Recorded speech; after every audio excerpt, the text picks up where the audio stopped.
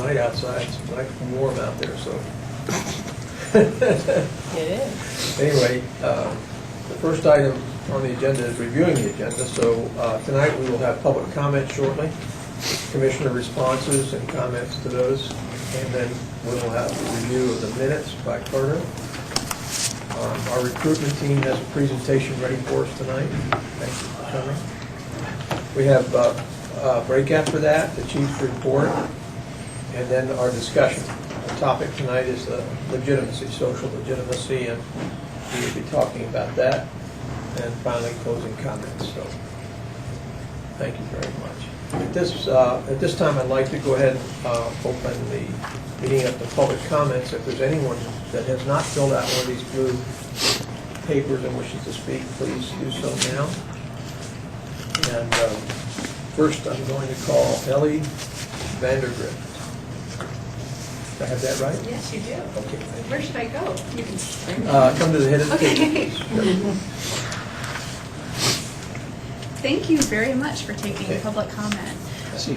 Sure, You'll sure. have, Okay. That's fine. Okay. Go ahead.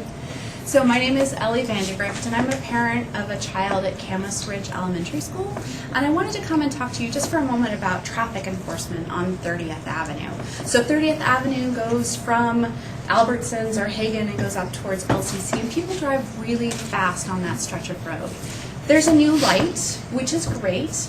However, people are not stopping at that light. In fact, last week my friend Jarell and I were walking with our children who are 8, 5, and 4, and we were in the crosswalk, the light was red, and a car drove by without even stopping at the red light.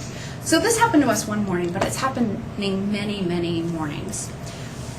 We have been told by the engineering office of the city that they can't make that stretch of road a school zone, even though it fits all of the criteria that the state has laid out for a school zone due to proximity and number of traffic, vehicles that travel it per day, because they're concerned that there won't be enough traffic enforcement. And that they're concerned right now even being unable to enforce the 35-mile-an-hour speed limit. However, when there was a study done about a year and a half ago, there were a number of cars every hour that are going 60 miles an hour in a 35 right by a school. So I am here to ask if there can be more traffic enforcement along 30th Avenue, because we'd really like not only our children, but all of the 400 children who go to Camas Ridge Elementary to have a safe way to get from their neighborhood across 30th Avenue into the school. And to make sure that people stop at the stoplight and that they drive the speed limit. Thank you. Thank you. Thank you very much. Okay. Next we have Jarell Moore. Thank you for coming. I'm Jarell Moore, and I live at 3295 University, just 2.5 blocks from said light that we're talking about here. And I'm just here to reinforce everything that Ellie's been talking about, and just let it be known how dangerous it feels crossing at that. And I feel like it was safer before the light was put in. And this is the first year that my son is at Camas. He's in kindergarten. And previous to that, I took him to preschool, and I had to cross 30th with the stroller. And so I would wait for there to be no cars. And at least I knew I was safe because there's no cars, and I'd run across with the stroller. But now it's like, oh, okay, everyone's going to stop. And they're not. They're not. And sometimes they're going so fast, they're breaking the speed limit. What appears to me, what I observe, is by double. Often, at least like 5, 10, 15 miles per hour over the speed limit. So it's frustrating, and it's dangerous, and it's not just for those going to Camas. It's for everyone trying to cross there. It's for cars that aren't stopping. It's for everybody. So I just wanted to come in and add my observation of the problem as well. Thank you. Thank you. Thank you, Jarell. Is there anyone else that wishes to speak before I close this item on the agenda? Okay. Thank you. Next is Commissioner responses and comments. Who would like to start? My daughter and her family live very close to there, and so occasionally they walk their dogs up to that dog park and around in that area, and we're very careful coming down the hill because when I first moved here it was said that you would get a ticket coming down the hill from, the I-5 or from Lane, because that speed limit changed so fast to be very careful. So I've always been very careful, but I do notice that there's a lot of people speeding there. And also, when you're coming from 30th heading, let me see, that would be east at that light, there's no left-hand turn lane there. Arrow. So that also causes a backup of traffic. There's a lot of people who want to turn left there and no way to do it. But I do see that area is kind of a mess. Thank you. I have Steve and then Edward. Thank you. So we had our civilian review board meeting on Tuesday, and I wanted to share a little bit about that. We reviewed a temporary property blocker case, and the allegation was sustained, but the evidence really suggested that there remain a number of improvement opportunities, both up and across the chain. There appeared to have been a number of officers that violated the policies, and this is where they're not supposed to have property in there for more than 5 days. And it's supposed to be tags are supposed to be connected to it, and there's certain protocols supposed to be observed. And there were a number of lapses in across the spectrum. But also, what was interesting or a little bit troubling is the supervisor responsible was supposed to do an audit like every quarter, and there hadn't been audits done for quite some time. The policy was done in like 2013. But when audits were done, there were 2 of them that were done. There were all these issues identified, but there really wasn't follow-up on the issues because many of them were noted again on the next audit. And I was just curious, it seems like somebody, that body of work should go somewhere where somebody else, where's the checks and balances? So that supervisor has a supervisor, and somebody, and the policy is really clear, it's really unambiguous as what's supposed to occur. So it seemed like it not only was this particular individual, but there were many people that were in violation of, I think it's 804, I believe that might be the number of the policy, but there were a number of officers and probably others within the chain of command as well, even up. And so, I was just reminded of a few years ago when we had some concerns regarding the evidence room, property control. Is it UPC? I'm not sure what it's called. It was the property control unit. Property known as the control evidence unit. Control unit. This might be top of mind or a little bit sensitive, but I just would share that it looks like there's some work to be done still, and even in Sergeant Dawson and the auditor Mark Isner went through the room with the key and went out of the room, and the only documentation that they were actually in there was in the notes within Sergeant Dawson's report. So there's access issues as well. So there's just a number of things that seem like there's opportunities for improvements. So we'll just share that. And then finally, one of our board members, Maury Denner, he went to the seminar, Critical Issues in Policing Series, Use of Force, and he wanted me to share this with the group. So I'll just pass this around. That's all I have. Thank you. Thank you, Steve. Edward? Yep. Regarding 30th, I completely hear you. In fact, a friend of mine was killed a few years ago in the dark and further up over the hill towards LCC. People fly through there like it's an extension of I-5. Unfortunately, this commission doesn't have the kind of control over police operations that I think you might think it does, but you're in the right room with somebody who does, and that's the chief. However, remember, too, that Eugene's taxpayers have repeatedly voted themselves one of the smallest police forces in the country for a city this size. That said, traffic enforcement can't be all over.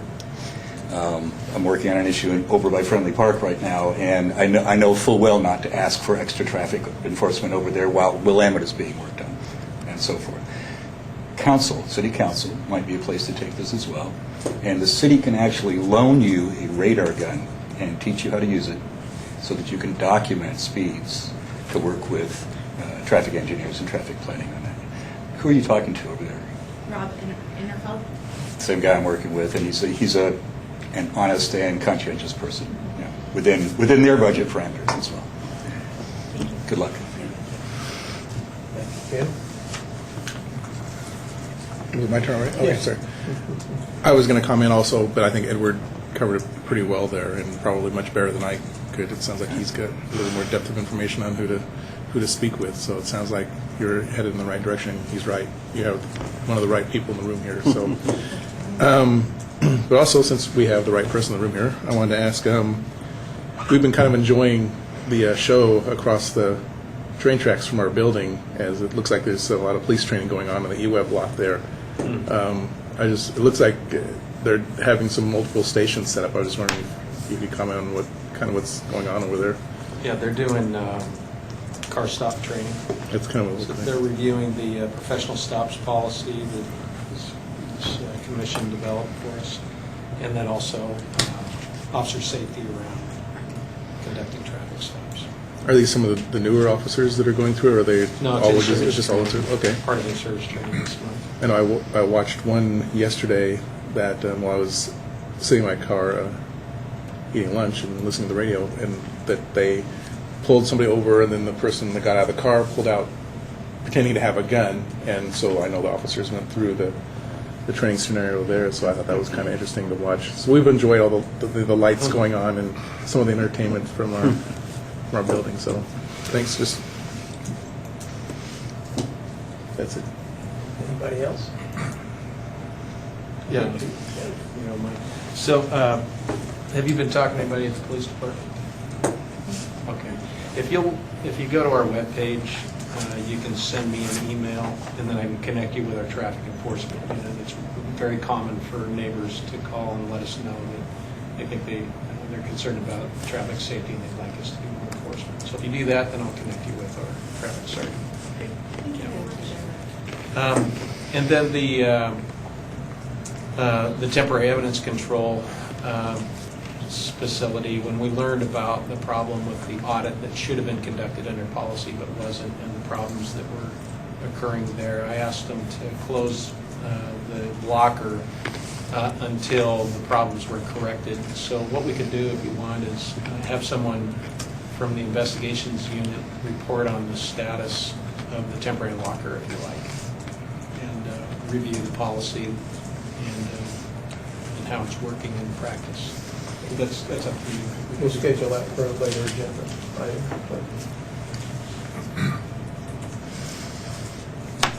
Anything? That's it. Okay. I was putting myself for last. I did want to thank you ladies for coming tonight. I can hear the frustration in your voice.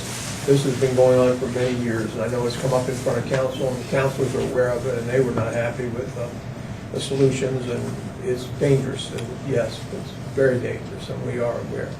I know that the city does have a lot of tools, so there's a program where the volunteers will park a vacant unit, marked police unit on the street, and that may slow down the cars. They can do that during certain hours, stagger the hours. There's also the unit that tells you your speed as you're coming down the hill, and perhaps they could bring that over there to you, but I'm sure the traffic enforcement unit, they would love to work with you and try to put a stop to that. So I hope you get some success. Thanks for coming tonight.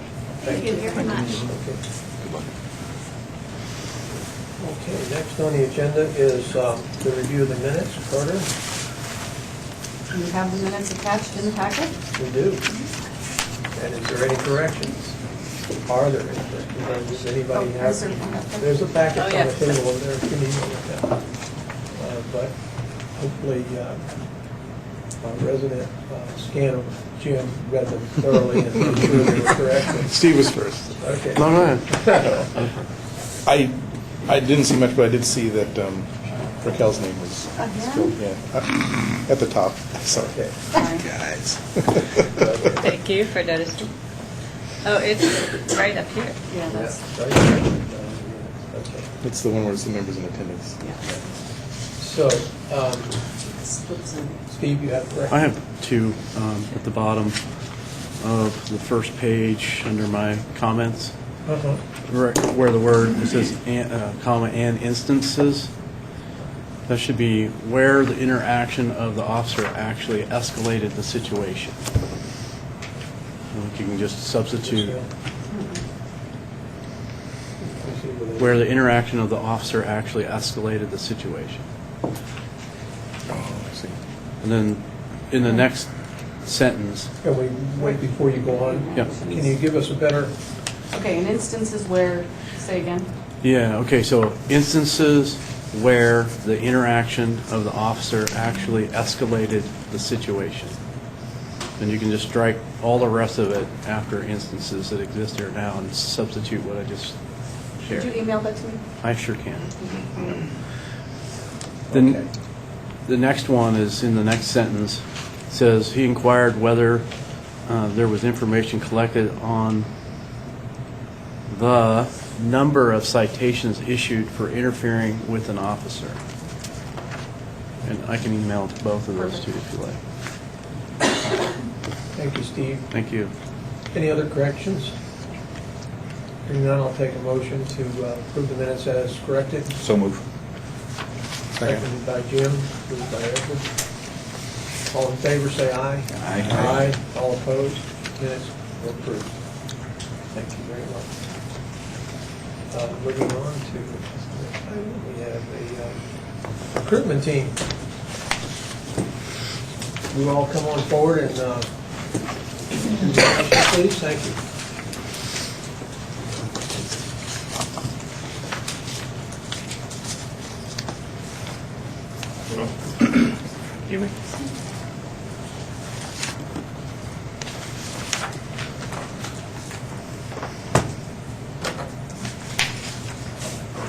Where's your backup? Calling for him right now. He's headed up here, the expert. He's got our computer also, while we're waiting for it. That was a lot quicker than I anticipated. Very quick bunch. All Take your certain time, names is coming up here. I'm Lieutenant Sean McGee. I'm the recruitment team lieutenant, and this is Kyle Williams, who we've met a time or two now. And because of some technological difficulties, we just need to run this and plug it in. So I think we may be able to reach just behind you, but if you want to be careful with Oh, okay. this one one of the cord seats here. trapping you in there. It doesn't matter. It was gonna go.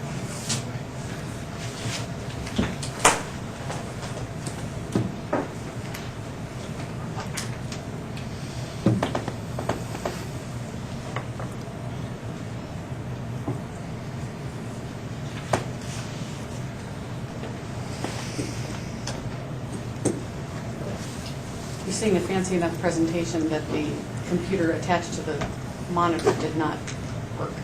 So we had to get a fancier computer to see your fancy presentation. Is that a hint to get an upgrade? Nope, it's just an explanation of why we've got extra cords.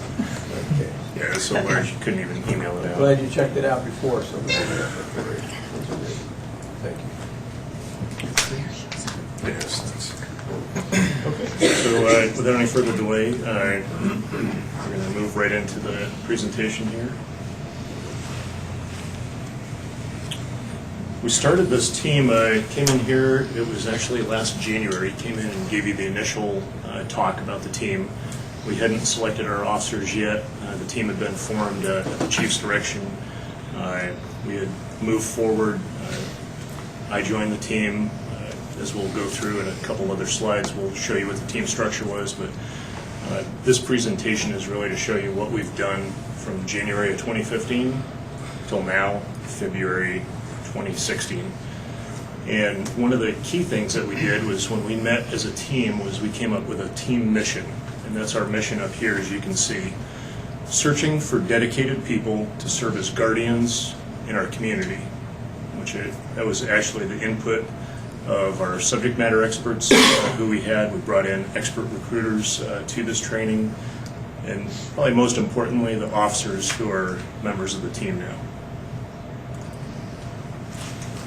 Interspersed in this presentation, you're going to see a number of our advertising materials. Did you see yourself on one of these? Come join our team. Well, it sounded right an hour ago. Officer Sound like it had- Well, that sounded great. Bingo. Yeah, no. That'll get listened to if you put that one out like that. We'll see what the next one sounds like. So the current team members as they were selected are listed there. There's 6 patrol officers, 1 property crimes detective. I was reassigned to the team last month for a temporary basis, potentially up to about a year due to an illness of the sergeant that was there previously. And then the command structure stayed the same with Lieutenant McGann and Mr. Schack, the division manager. The team consists of 1 sponsorship officer. That is Officer Matthew Backer. He's responsible for contacting a wide range of applicants, work with HR to identify past applicants, and then he's made a lot of previous contacts that we'll talk about a little bit more in detail later. The recruiting event officer is Jessica Dalton. She's the central point of contact on the team for scheduling, calendar coordination, ensuring recruitment team materials are kept serviceable and up to date, and then pre- and post-event planning. The referral coordination officer is Brad Hanneman. He's responsible for the generating leads from within the department, so getting officers to be out pitching the message that we need new recruits, we need good qualified people coming. And here in a few minutes, when the lieutenant's talking, I'll hand out a sample of some of the materials that we're providing. 2 community outreach officers are Michelle Jones and Tim Hunt. They identify the community leaders and organizations that will help support the mission of our team, and then remaining in contact with those folks. And then 2 marketing officers who are Officer Kyle Kaiser and Detective Dean Peterson. And they review the recruitment team's social media accounts, responsible for providing format and content of media, PIO information or input for media events, and anything else that happens to be media related. They are currently coordinating the creation of a recruitment team specific tablecloth and some other marketing items that are in process as we speak, and those will be talked about a little bit more later as well. And we have Duck again. Ever want to drive one of these? Come join our team.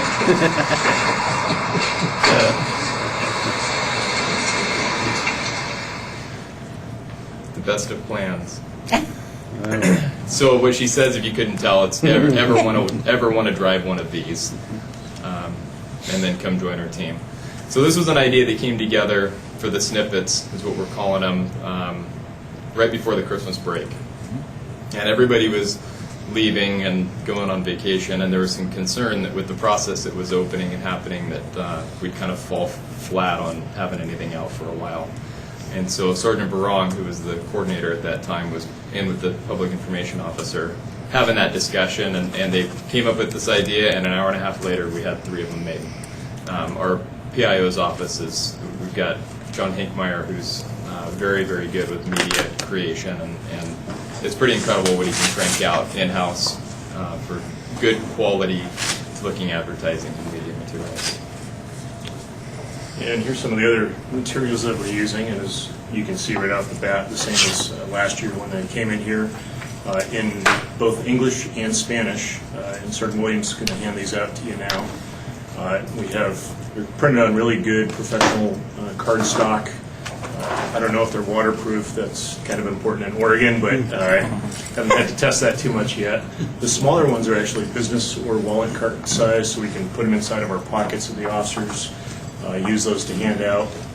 Some of the things that you're getting right now, as we move into team equipment, we were able to purchase what we'd call industry standard recruitment promotional materials, so you can see the wristlet there. If you look carefully at it, it has our department logo, motto, credo on it, protect, serve, care, that's embroidered right into that wristlet.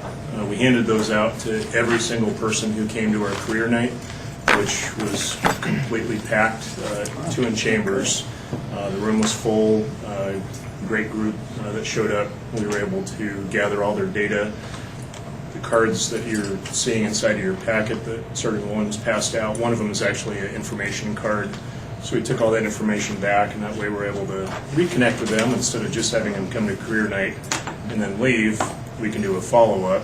And then Sergeant Williams actually coordinated with our intern to do a survey monkey, which is eons above my technical ability, so we could gather some information about how we did, how we performed, and A, how they heard about the career fair, and then B, how they thought the career fair information actually was relevant to them. We received 60-plus contact cards back from the participants. Of those 60, we only got 12 responses to the survey, but there was some constructive feedback that was given, and quite a bit of praise on the things that we were doing right there. So it was certainly worthwhile.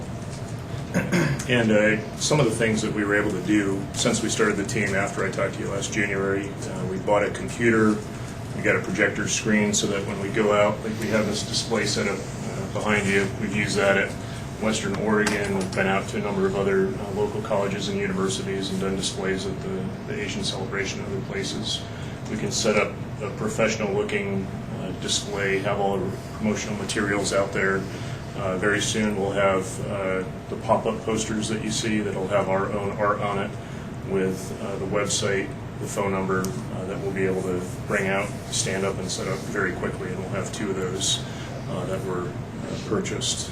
And very soon, within headquarters, we'll actually have dedicated Eugene Police Recruitment team office space where the team can go to. They can make calls back, so they're not in the patrol area near the report writing room. We can also have that spot to bring in when we have lateral officers come in, and we've got at least 9 so far in the current process. And where are we at with raw numbers of other applicants? 413 applicants as of yesterday at 5, and anticipating that in the 24 hours before the process closes, that usually that last bit you get a big surge. That is 413 is coming up on double from the last process that we had. The last 3 or 4, the last time we had more than 400 applicants was about 2 years ago, a year and a half ago, and that was after a period of having far fewer processes in such succession, where what we saw was the last 3 processes. I think I should have actually grabbed the numbers, but the number of applicants steadily dropped down into the 200s, which certainly 200 to 400 is a huge difference in the quality that you're able to pull out of that. So one of the things we did when we started the team was we brought in some great officers on the team. We interviewed throughout the whole department, got those who were interested in being on the team. And in May, we did our initial team training. It was a full day, 10-hour day of training. We brought in, as I said, local subject matter experts to help us out. One of those subject matter experts ended up becoming a volunteer with the department. I'd like to recognize him today. Here is Don Morris, back over by Mr. Tim Shuck, our division manager. Don came in, gave us some great instruction. He recruits for Oregon Medical Group, medical personnel and professionals. We also had the 2-time Oregon Army National Guard Recruiter of the Year, Sergeant Christy Bryant, in there. Got some great training out of that day to really kick the team off and keep us moving in the right direction. And future training we're looking at is very specific to police recruitment. There's a limited amount of training that just really guides us as we move into 21st century recruiting and follow the Police Executive Research Forum and also the Department of Justice 21st century guidelines.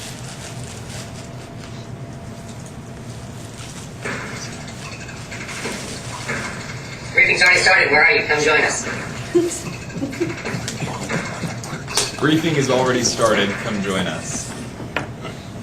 So that was a tagline that was created, the Come Join Us was kind of a tagline that was created on a whim at that slow pre-holiday afternoon, and yet we're sticking with it because it's catchy and it's something that we can add on to just about anything that we do here. Accomplishments to date. The career night, we had, like we said, 60 plus. It may have been closer to 80. I don't know that we actually took a head count of people coming in, and I don't know that everybody filled out the contact cards for us. The two classrooms at 2 and Chambers were packed. It was front to back. I don't know that we could have handled very many more. The career night, we produced a video. John Hankmeyer again put together a very well done video, so the people that weren't able to attend or from other states have a comprehensive way that's not just watching a video set in the back of the room like our commission videos here that are much more difficult to watch. It's actually put together in a way that it's very informative and easy to watch. Career fairs have been we've attended at colleges and universities. Because of the transitions, I don't know what the total number of those that we've been to so far. I know that in the books right now I'm trying to coordinate 3, I believe, between now and April. Southern Oregon, Western Oregon, and Lane, I believe. Some of the special events that we've taken part in have been the Veterans Fair in Portland, the Pride Festival, and the Asian Festival. Media advertising. This is something that we're really trying to push and get into. The problem is it costs money, and so that's been a little bit difficult. We were able to get out onto the radio for this last hiring process on a limited basis, and we've added a way to be able to track whether or not that's actually produced candidates. And so we're going to be eagerly looking at the applications to see if they've come to us because of hearing the radio advertising. The career fairs are a good avenue for people that are looking for work, but being able to get out into the media, I think there's a lot of people out there, as we know from those that have come to EPD from all kinds of other careers, from electricians and plumbers to bankers and teachers. That lots of people are unhappy in their current jobs and always kind of thought about that fulfilling, rewarding career, and if we can get out in front of those people during the day while they're unfulfilled and unhappy at their current jobs, that we can pull people from those other places, and they really provide us balance and insight and create a balanced police department, and not just young kids that are eager to go out and be police, which there's nothing wrong with that either. I was one of those. So media advertising and some of the things that we're kind of looking at are potentially additional radio, the bus, billboards, theaters potentially, and then getting into online and trying to figure out how we can reach out to some of the cities that are nearby and not just keep pulling from the same pool here in Eugene. Personalized callbacks. This is one that Officer Backer has my amazing support and admiration for. He called 200 people back from our last handful of processes who made it to interview but didn't pass interview. So these were folks that had gone through some pretty extensive previous testing and they didn't quite get through the interview. And told them that we really wanted them to come back and test with us again, and received an incredibly positive feedback from folks that were shocked that we would be expressing an interest in them personally. Something that we learned from that's even more interesting is that 5 of those people have been hired by other police agencies since then. So we know that people that aren't passing our interview at that time, that there are police candidates out there that will pass at least some agencies' testing processes. We've also done pretty extensive lateral officer outreach. So lateral officers cost a lot less money to train. They get on the street much quicker. If you can get laterals in, there's certainly a significant benefit to that. We've had continuous contact with our lateral candidates in order to ensure that they feel like they've got a liaison here within the department.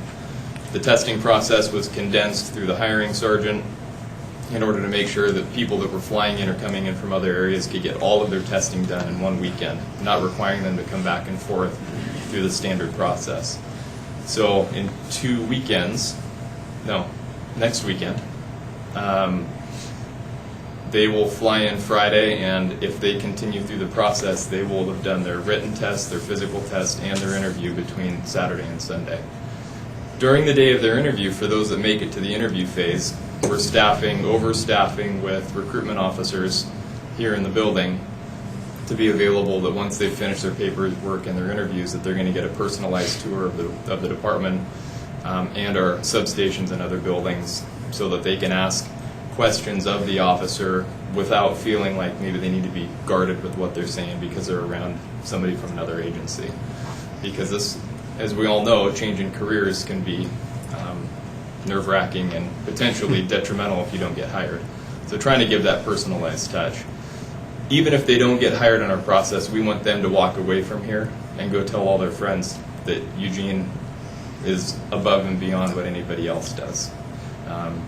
And that's good for multiple reasons. One, looking at other laterals to come here, and two, to change or impact the positive view that other officers at places have of what we're doing here. We've also attached these materials to travel packets, so for officers that are going to training in other places and doing background investigations in other places, that hopefully as they come across people that could be candidates, that they can be handing out this information. And then we've done a handful of media interviews over the phone and in-person radio stations. I think we've had at least 2 for this process in the last month and a half or so. These are some of our, just the audio clips. So the phone hold, a team member had the idea that when you're sitting on hold, that maybe rather than hearing random crime tips and other things, that maybe we should be pitching to you that we're a good place to work. So we have a couple of those. These have been uploaded, or should have been uploaded, to the Communications Center hold system. It's a separate system here in the police records, and so we're working on figuring out how to get them plugged into there. Are you interested in an exciting new career? Check out EugenePolice.com to learn how you can become a Eugene police officer and join our team. Protect, serve, care. That's me as a chipmunk. Yes. The Eugene Police Department is looking for qualified men and women to become Eugene police officers. Check out EugenePolice.com to find out more. Protect, serve, care.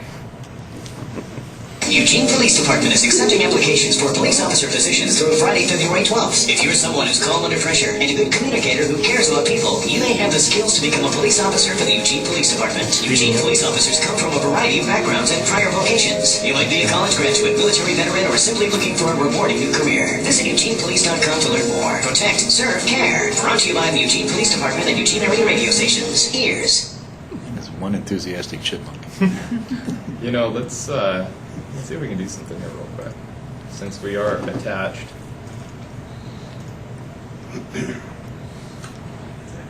They have been very good. I actually heard one on the way down here on the radio. If you are someone who can perform multiple tasks with ease, are calm under pressure, and a good communicator who cares about people, you may have the skills necessary to become an officer of the Eugene Police Department. Whether you're a recent college graduate, military veteran, or simply looking for a challenging and rewarding new career, you may be the person we're looking for. For more information about how to apply to become a Eugene Police officer, please visit our website at eugenepolice.com. The last day to apply for this position is February 12th, 2016.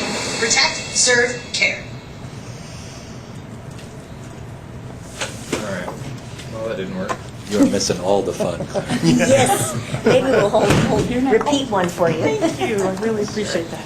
So those last 2 obviously were the radio advertising that we got put up for this process here. And if we can get this, I killed the slideshow on our computer, so I'm trying to get it back up here. Now it's angry at me. Stand by. Recruitment presentation. Okay.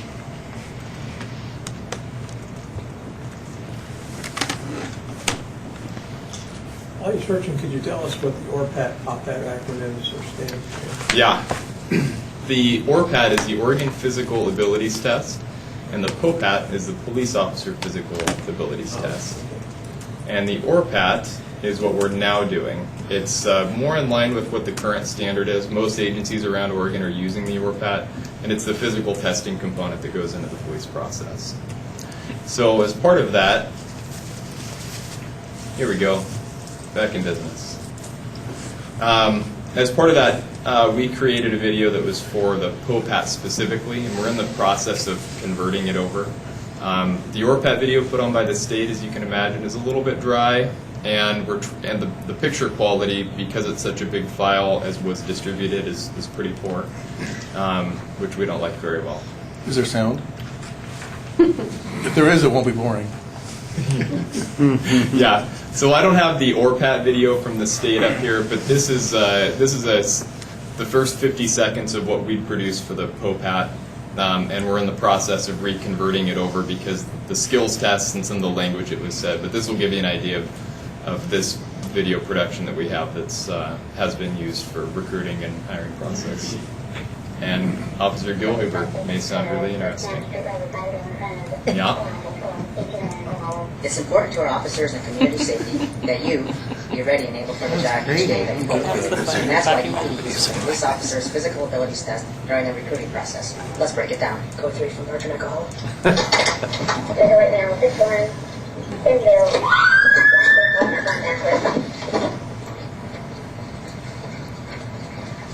Being a police officer is a physically demanding job. Foot pursuits can last from a half a block to half a mile, and you have to be able to get to the problem.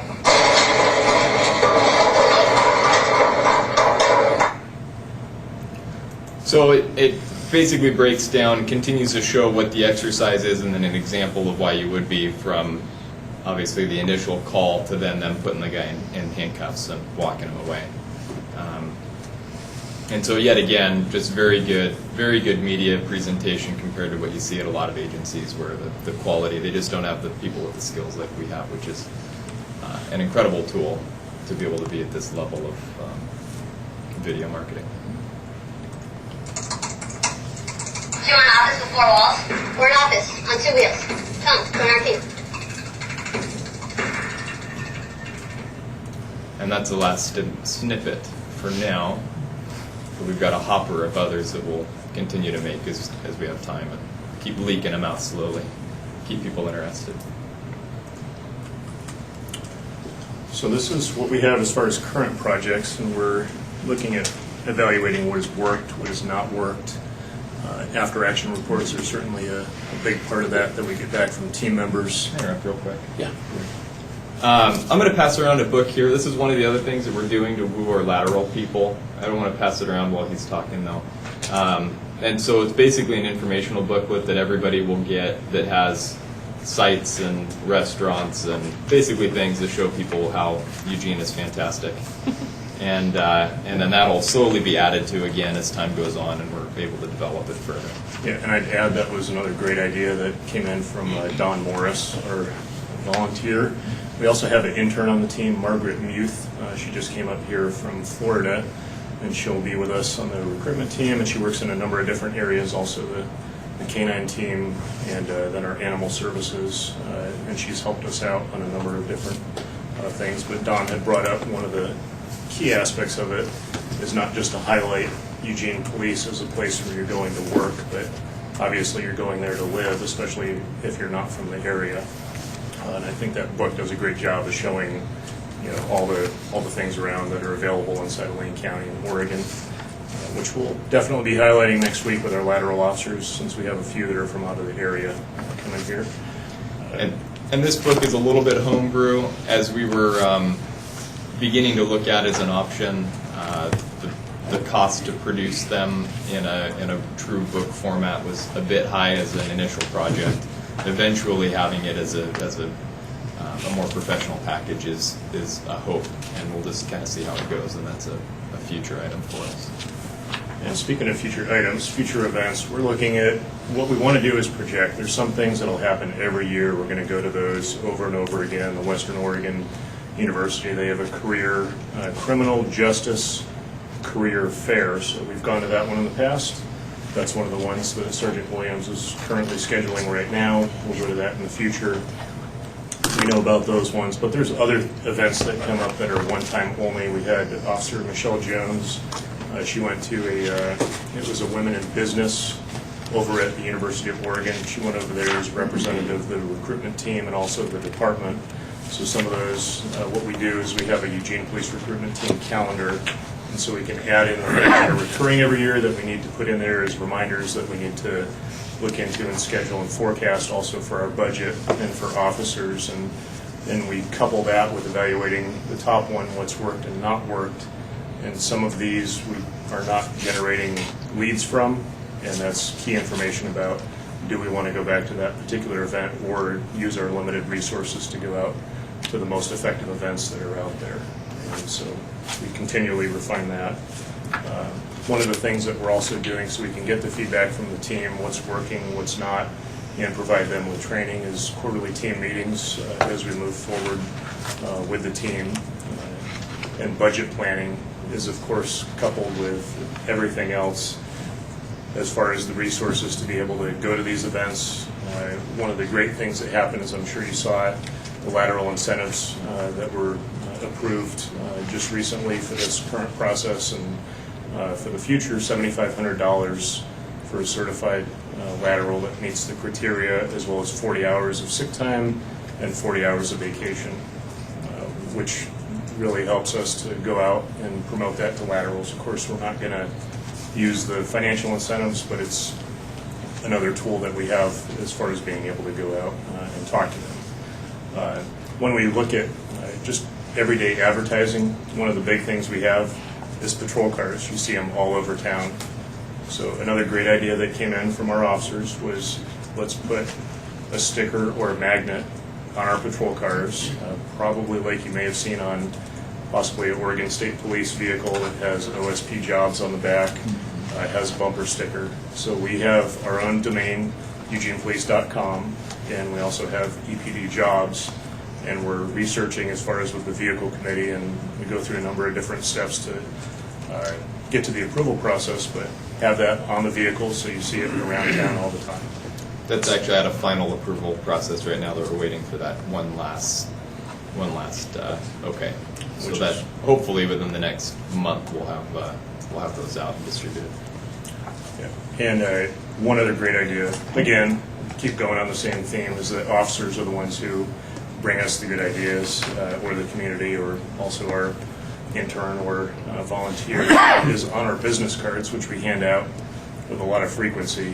On the back of that, to just put one simple line about hiring at Eugene Police Department. So we're going through the process of researching that. It'll end up going through senior staff, but eventually every business card that gets handed out is also a recruitment tool. And then lastly, the website and domain name, like I said, the social media, our PIO office has done a great job. They've worked with the local media, Melinda and John. They're putting together just great professional level videos that you saw there. She's continually putting that up on our Facebook page. And then to have a website and domain that looks very professional. We just switched over in January this year. And if you go to our website versus what it looked like before, which was good, we're moving forward, and it has a much more professional look to it. And unless you have anything else, I think we're ready to open it up for questions. If you do have any, be happy to answer. Thank you. Yes. Bill? Yeah. Anybody else? Steve? Great presentation, you guys. Appreciate lots of information. That was great, even though your audio didn't work great. Those were some great videos to put in there. The question I had for you is that you talked about the one officer that called back the 200 people that didn't make it through the interview process. What has the history been? Have you had people that maybe didn't make those first parts of the test? You know, not the background, not the ones that really get into that, where you fail those, it's got them over. Have you had a lot of people that didn't come back and then make it through our process? If they failed those, like the physical test, the written test, or the interview? I can't say for sure in our process, but it's not uncommon to have police candidates that have applied at 3 to 6 other places or been through 3 to 6 other processes. In fact, I did a background investigation in November on a gentleman who competed in 6 or 7 other processes to varying levels. And it's just not uncommon. It's a very unique process. It's unlike anything else. And while there's a certain amount of it that is just difficult, there's a lot of it there's a bit of technique also that goes into just kind of knowing what to expect so that you can compete at a level that's with everybody else. Okay, I have Steve, myself, Raquel. I'm sorry, Steve, Raquel, myself, and now Scott. Yeah, I appreciate the work, Do you have and I appreciate the creativity. That's awesome. I was curious, how many positions are you trying to fill? I have a couple of questions in relation.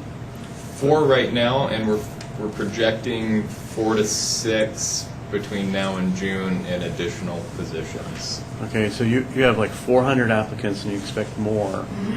Like what, do you expect to fill those 4 or 10 positions out of the pool? Or I'm trying to like what percentage of people would you interview that actually get to the final and get the nod? Do you have to interview like 300 to get 4, or, you know, do you have any ideas on that?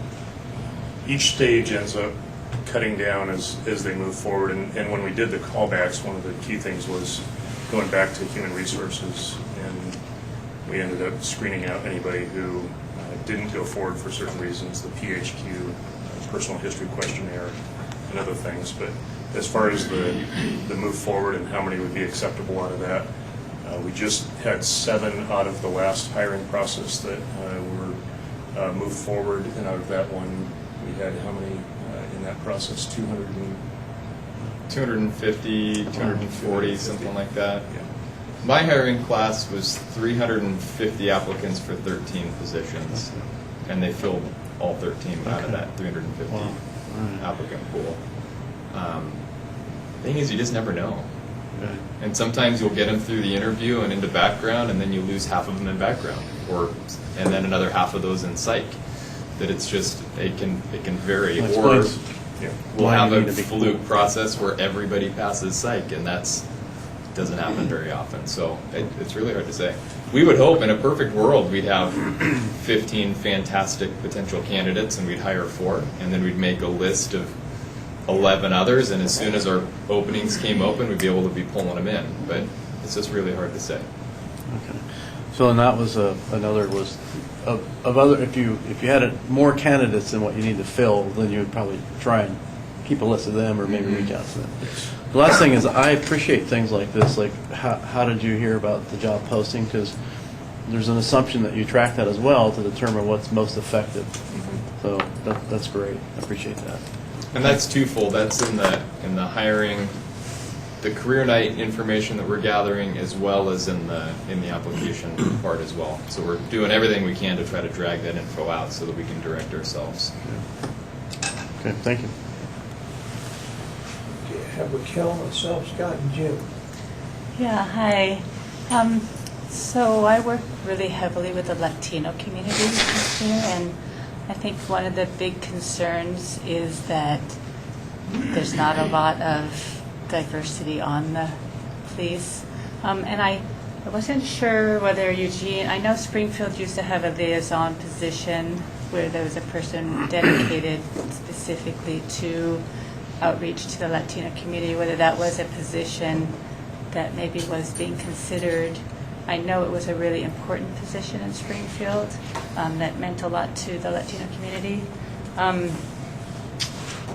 I just wanted a few things. Whether do you have statistics on how many applicants are from, say, non-white applicants that you receive? What sort of outreach? I saw that you do some radio outreach, and when I saw that brochure in Spanish, I thought to myself, well, that doesn't make a lot of sense, because obviously a person who's a police officer has to be fluent in the English language, so there's really no reason to outreach in Spanish in writing, but it would make sense to outreach to the radio in Spanish because bilingual people listen to the Latino radio. So anyway, just a thought that occurs to me. And whether there's any special recruitment efforts in that regard to the Latino community. I know we have a number of nonprofits in town that work specifically with the Latino community, have that kind of outreach. And then when you talk about the lateral hires, it also occurs to me that you're going to, I understand that there's a lot of value in getting a lateral hire and that it's cheaper. I know that Chief has mentioned that, so of course I'm always in favor of saving taxpayer money, and I think it's a great idea. But it also has the effect that because the Latino community is a new community, you're not going to, that's going to block out that type of recruitment. You're not as likely to find that group in a lateral hire, and so different efforts would need to be made in that regard. And I just had one little thought when I saw that brochure, which was that one of the things that I feel like is attractive about Eugene is our low housing prices. And I don't know if that's something, but I just thought I'd throw out there that might be something you want to add into your brochure about how easy it is to buy a house here. Because if you're coming up from LA, for example, that might be a really attractive issue for you. So that's all I had. That's great feedback. Thank you. The one thing I can say as far as the first part of that and having a dedicated person as a liaison with the Latino community, it's Lieutenant Jennifer Bills has been going to the lane integration. I actually attended on her behalf last year. One of the big things that also comes out of that card that you have is that even though it's in Spanish, the thought behind that is that when somebody sees it, they may not be the person who's going to apply, but they may know somebody, a lot like the radio idea that you mentioned, and they may bring it up to somebody else that they may want to apply for the Eugene Police Department. So that's why we want to promote it in both English and Spanish, but we can certainly look into the radio advertising. Sergeant Williams was really the spearhead on driving forward with our media campaign through both. He did it on KDUC and also Ears, and I think we had over 280 ads out of those two campaigns alone. One of the other real benefits for us for the Latino community is that we offer a 5% incentive over those pays that you see on there. After 3 years with us, you're eligible for the incentive pay of the 15%, but the 5% is bilingual, and Spanish speaking is one of those, along with. Oh, I was just going to say, and I was going to mention too, because that wasn't written on that card, and that might have, you might want to add that on the. It's a great idea too, just to show it's one more facet. Pique a little interest. And if I may, I didn't mean to interrupt, but that one other thought I had was that when I look at these pictures and these people, I see all these white people, and I know that it would feel a little intimidating to the Latino community.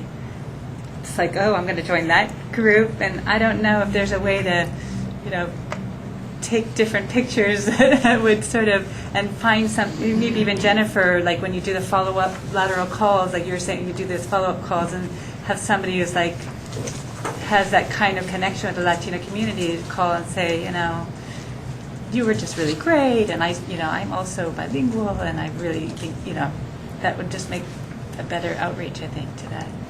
And we're definitely, that's one of the things in the 21st century is to look at all facets of recruiting, and it's cultural, it's background, it's race, it's gender, it covers a host of those things, and that's really going to be over the next year as we move forward on the team. We will be expanding more into that line.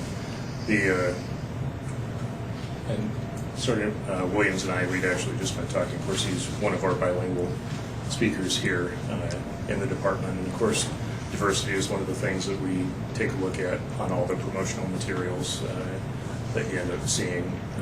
We end up using, the last time I was here, I showed the Officer Glenn Gilhuber video, which is a great representative of the department. We've used that a number of times, and that's also our highlight video of our career night that we use when we're in there. One consideration with the lateral officers and how it may be limiting to the newer community of Latinos that we have in Oregon is that our lateral process doesn't just attract people from Oregon. Right. And Latino police officers are very prevalent in other states. And of the 13 applications that we received for lateral officers, I don't know what the demographic of those is, but I did look at the states, and a handful of them are from all over the United States. Probably 5 or 6 of them are from other states, other places. Which would be, again, if we could get our advertising out to show people how great it is here, our bonus, the language incentive, and we could get that message out into some of the southern states in either radio advertising or through online media, online options. That if we could get a Latino bilingual lateral, that's It doesn't get any better because we certainly need more Spanish-speaking officers. It's a huge problem. It's not uncommon that we only have 1 or 2 Spanish-speaking officers at one time, and so we're certainly trying to figure out ways that we can attract that.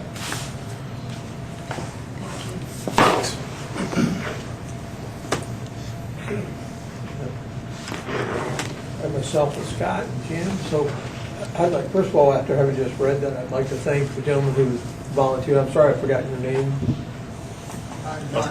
John, thank you so much for volunteering your time. I'm sure the police department would pay a lot of money to have consultants to do this type of work, so it's a very good service you're providing for us. Thank you. The other thing I'm interested in is the lateral market. I think that worked well back east. I know there were a lot of people that were drawn to go work for a department where they were going to make more money. So having said that, now where do we stack up in the state regarding salaries for the officers?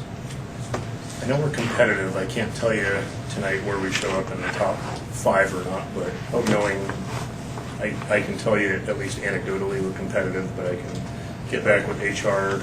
We do work really closely with them. They give us a lot of information. Actually, it was Becky DeWitt from Human Resources and I did the last presentation here, and since that time the recruitment team has got a lot more of a Eugene police aspect to it. However, we always have somebody from Human Resources come out and give the presentation when we're at career night. So I'll get that information, make sure it gets back over to the commission. It's not important to me. I'm just thinking that if you know where you stand, I see you printed your salary on the cards that you're handing out, but the range anyway. And so, you know, compared to Portland or places where, you know, cost of living, as someone mentioned, the rent is outrageous in Portland now, I'm hearing. It's terrible. You can't afford to rent in the city. And housing and so forth, which is a very good point, putting that on there. But comparing our salaries to other localities, if we have that. And the only other thing I thought about was how we've had this discussion from people about the crime rate in Eugene and how low it is compared to some of the major cities around. We're very fortunate here to not have a huge incidence of violent crime. We had an anomaly recently with some murders of people who were family members and such, but that just normally we don't have the violence that other cities face. So I think that's a good recruitment tool to make us aware of it. And that's all I really had. So You could put, come to Eugene, you'll have nothing to do. that may be, that may deter some of the guys, but we never know. Have Scott and then Jim. Steve asked a lot of the questions I was going to ask about your recruiting funnel and where people fell out along the process, and that way you could kind of backwards plan that, what targets for different career fairs and other things like that. But I thought the book that was passed around was very thoughtful and very personal, kind of touching for somebody that's outside the area, and that way they can see what Eugene's all about, what the department itself is about. But I think that's a great idea. One way maybe to get it paid for quicker would be to reach out to some of the other departments that have ongoing recruiting needs. It's easier to add a couple pages than a tab than to absorb the whole cost yourself, and that way it could be used across other departments maybe. Just fine. Yeah, that's a good call. Thanks. Jim? I know we've talked about the laterals. How many do you have coming in? 9 or higher by now? I didn't quite catch the 8, it looks like. How many? for this current process that have applied. We have between 13 and 14 applications from laterals. I believe one bowed out, so that's why I'm not entirely sure. They had a hand injury and couldn't make it to the processing, and we've had 8 that have actually signed up for testing, again with a week and a half to go. So however, how many of those actually wind up showing up for testing, we won't know until they call in and get their time slot. How far away does, like, the furthest one away live that they're coming in? Carolinas, maybe? Wow. They're pretty. So East Coast, then you've got. Yeah. Some Oregon, I know at least one from Oregon. And I should have looked at the list again to give you a little better idea. one of the key things, basically they're going to get the introduction like Sergeant Williams was talking about. We'll have recruitment team members there the whole day, and they also get an opportunity to go on a ride-along and see the city. And future ideas are that when they come back, a tour of the area, which again I would add that was input from Don Morris about taking people, show them around the city, schools, housing, the residential areas, all the things that are important for beyond where they would be coming to go to work. And then they also get to see the work by going on the ride-along. So you get a sense of the radio traffic. Yeah, absolutely. Do you know how you reach somebody that far away? Do you know that person that's coming in from that far away, what method reached them, whether it was just checking your website for ads, or did they hear from somebody else, or do you know how that person from that far away was found this opportunity? I'm not sure on that one yet. That's certainly something that we need to try to figure out. We did complete, in order to try to figure that sort of information out, we put together a survey and sent it out to currently hired officers who lateraled from other agencies. Within the last 5 years, I think, was the drag for that. And we received 11 responses from officers, and the number one thing that brought them back into this area for those officers where we haven't advertised out was family and wanting to get back to this area specifically, and then applying here to be able to get there back here for family reasons. So that tells us that our marketing hasn't reached out, and that's something we need to do more.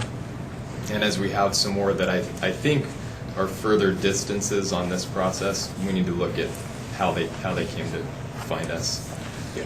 And that's fantastic info that is, again, as we move forward, figuring out how we can keep drawing them in. And we are nationally advertised on Police One, so it's a very common used app. Most police officers are on that. It has all the jobs nationally, and we advertise our entry level and lateral on there with the incentives as well.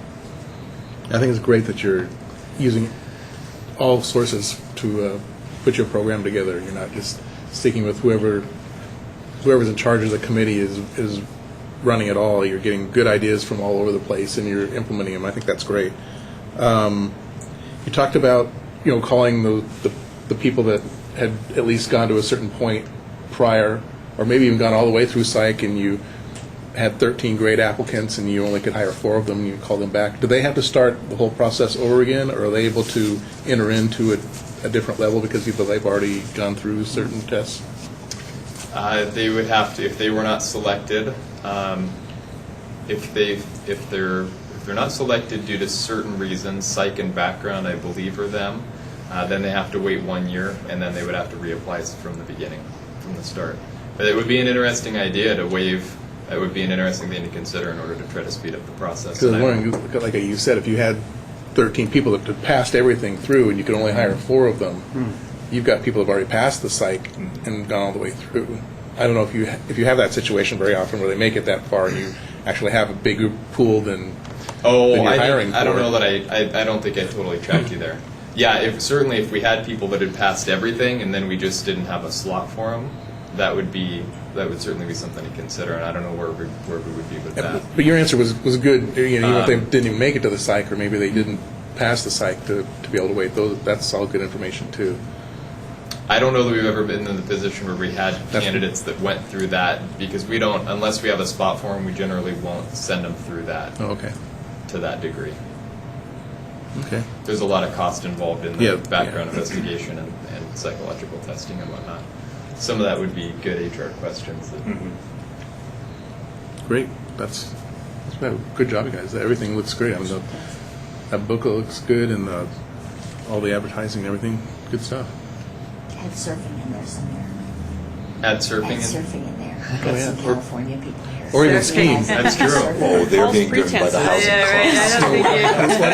costs. I guess there is one thing I could recommend to add in the booklet is, you're an hour from skiing, you're an hour from surf from the coast. I mean, centralized here, you're an hour and a half from, or 2 hours from, professional East basketball team, if you want to call Portland a professional team. I guess they're on their way back again.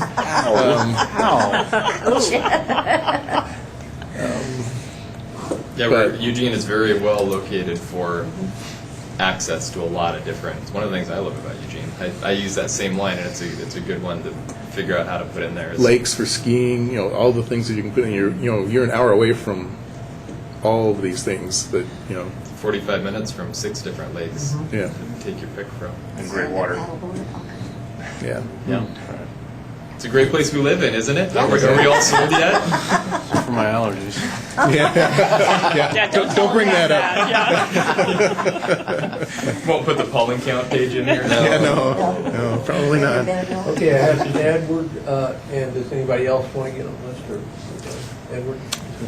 I just want to thank you guys both for the presentation, technical difficulties notwithstanding. It was peppy. But, public relations and outreach have been my work for about 40 years, so good job. You're going in the right direction. Really happy with everything I heard. I still have a note to get a hold of you, by the way. Do. We will be in touch. For the next cycle, obviously. Just the wisdom of getting those snippets out between Christmas and New Year's. I'm sure your expert told you that's the largest Facebook use period out of the year. People were avoiding their families, I suppose. But getting something out and recognizing that fact tells me you're being nimble, and that's good. About lateral officers, certainly there are going to be departments that are more diverse, and there are going to be departments that are less diverse. One problem sometimes with lateral is they bring their training, but they also may bring the bad habits of their departmental culture. But I'm getting that the screening process, and I did sit in as a rep in our hiring of our recent captain. That's a really elaborate screening process compared to most cities, so I'm guessing you're catching a lot of things that other departments are not. So I feel fairly good about the lateral. And the last thing I would say is, and you kind of gave me this tip, there are certainly places on the West Coast where housing right now is ridiculous. And I know, having worked a long time with the SFPD, a lot of those San Francisco officers can't afford to live in San Francisco. They couldn't afford that in 1984. They live in Novato. Targeting those areas that are undergoing a housing crunch right now might be smart. We've got a selling point. Absolutely. And for at least for another few years, council willing, we will have some more affordable housing. We'll have things that officers could, have a family and a yard and a dog, things that they absolutely cannot have in some cities, in San Francisco in particular, because there isn't the space for it. Well, and some of those cities have a similar culture to us that is also looking at aligning that as well as the cost of living. Yep, very wise. You could be recruiting down the San Mateo Peninsula, and you're going to get a really different culture then. The minute you cross, go right there by Candlestick driving north, it's all different. So, yeah, that's very wise. You get a different culture recruiting from Eugene and recruiting from Springfield, too. Yes. Yeah. I'm done. Thank you. Good, thank you. Okay, well, it's time for a break, so I'll ask everybody to be back at 6:50, and we'll start back agenda. Thank you. Pass that to the LT in between the two of you. I'm sure I will hear from you at some point. Thank you. Just remember, if you go onto Facebook, look up the Safer Eugene and Wayne County. The Safer Eugene and Wayne County. That's the largest privately owned public safety Facebook site in the state. Reaches between 2,000 and 5,000 people a week, with obviously a filtered interest in public safety. Happy to help. Yeah, absolutely. If we can put our job announcements.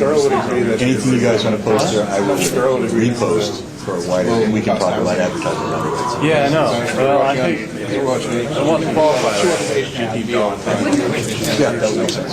Is that place you get a 5,000 square foot Well, Alabama, right. It's relative. It's relative. Yeah. That was a tough one. Very good. Take the cheap housing ones out. I want to bring some, put them in. Well, yeah, or related, much more affordable in some way, putting a quantifier there. That's the same. Took a little vacation last week. My wife likes it more for the She always has that on while she goes to bed, so it's always there. That's right. I fall asleep with forensic spot. Where do you get that? Yeah. That's because you have, that's because you have Linda Zorla.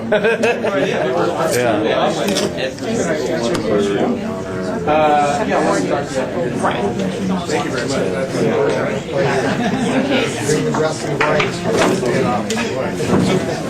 Recruiting that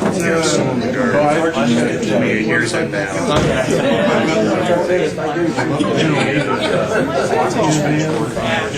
Quite enough. Oh, is that what's in the I glanced through it, but I actually haven't searched through it. Busy here. It's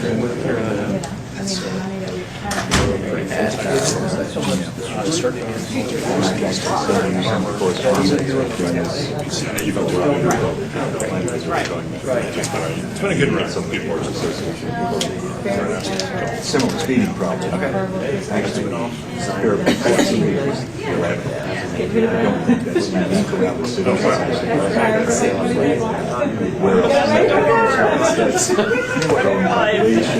That is hard.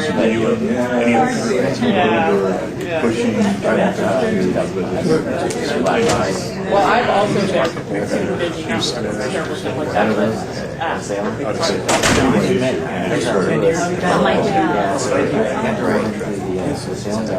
Well, if you look at remember,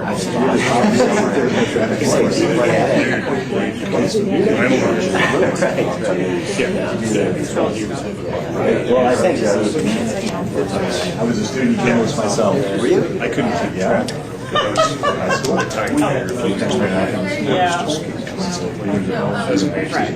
It was like I had half of what something shorter. I know you do a lot. I'm surprised to hear. Oh my goodness. But now you can vouch for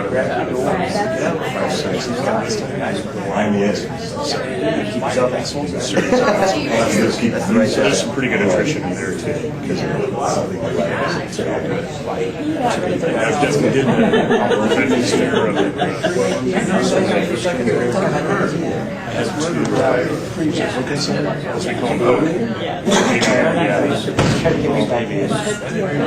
Go figure, yeah. It's close. My buddy Chris Reese, who's down Right. We don't know. Yeah. Well, I appreciate it. For 160. He's a sort of his op-tempo was just nuts. So he did. Well, I think, and I don't even know that. Yeah. I mean, I'm created me at one point. He was. Chris Reese. Made Oh, Jonah. So they had created the position and hired her into it. He was another department. Yes. He was doing Left. so he did the pre-mo training of firefighters. Good, yeah. And he actually did it from So, but I still think trained it's, up my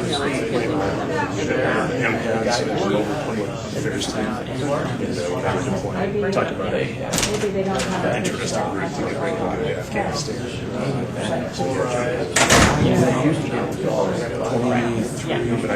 well, they have other.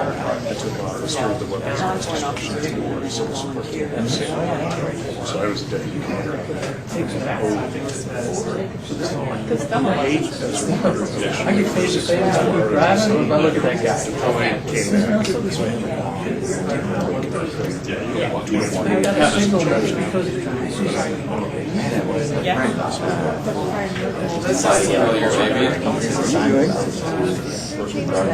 Yeah, I didn't see that one. That's right, if you show it to us, we're going to ask.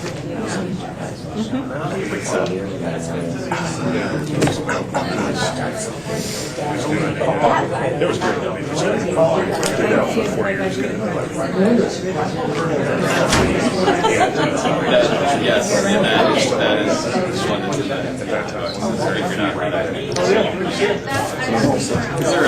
they're flashy.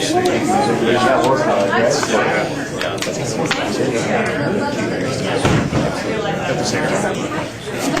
So we got starters.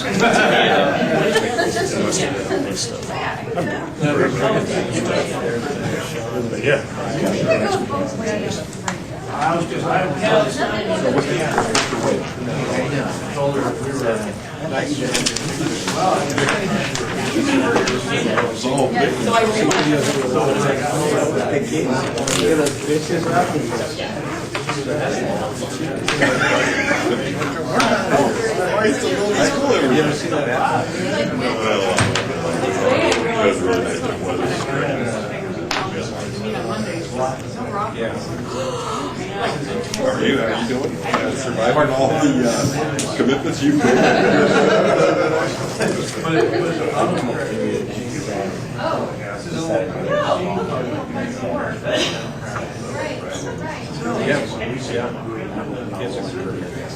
Something happened with the Carl asked me to tax. I approved it, and then I think it's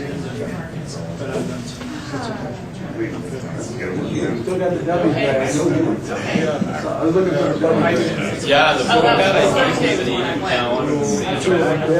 And the org pad is up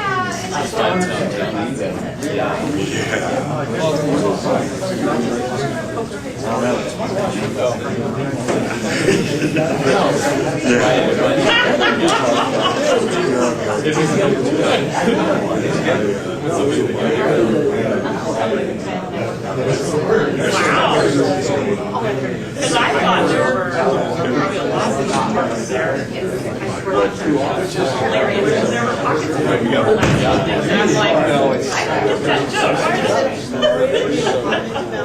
In fact, there's a whole row. Oh, after.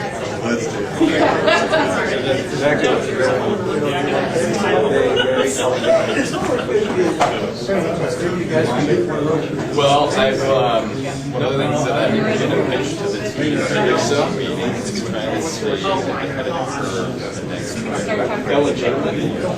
state agencies that don't want it. And they're great for marketing and community. Or things to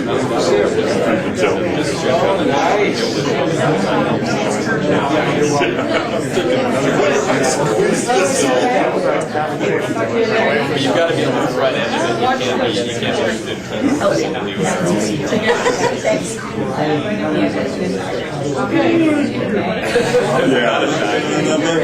So that is something we're talking about. Trying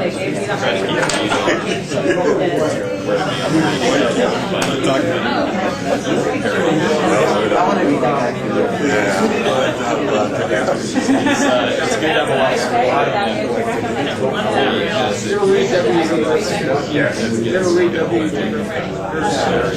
He's like behind my son, right? He breaks he's got whatever it's called, the gold. I don't remember exactly what it's called. The series has a guy in Texas. Yeah, good friend of mine.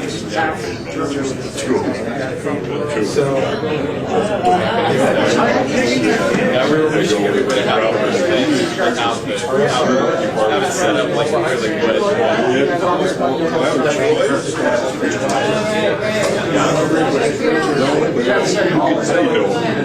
It's funny, whenever I hear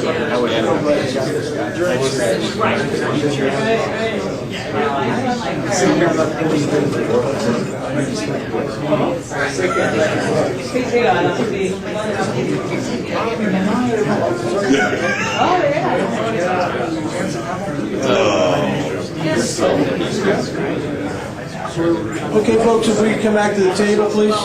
Get started. Thank you. I'm disappointed you're not going to be there with me. Okay, are we sitting Sorry to be late, Bob. Great, I was just telling Jeremy, it's gone. That's just you got to do. I noticed something in the top 8 here that baffled me.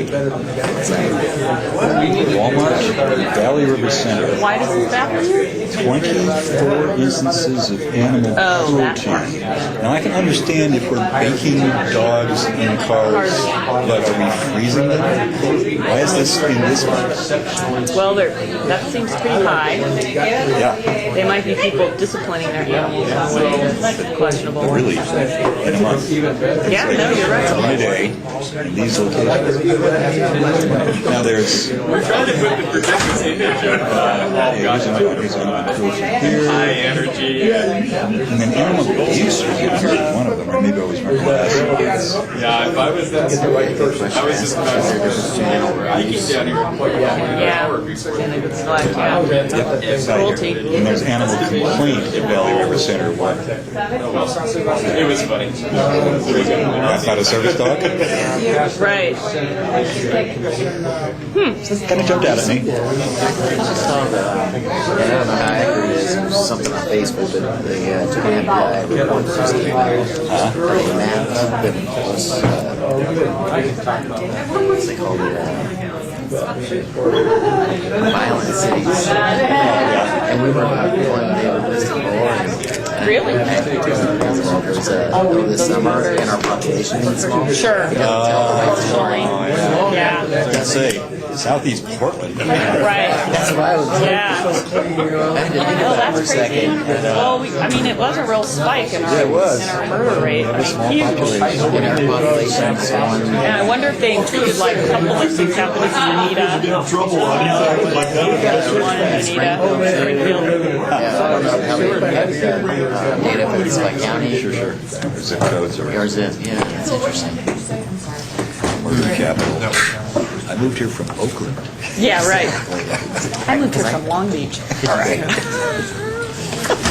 They told me don't go to Whitaker, it's the bad neighborhood. And that's your neighborhood. It is now. Coming back and listening so attentively to that great presentation that they had for us.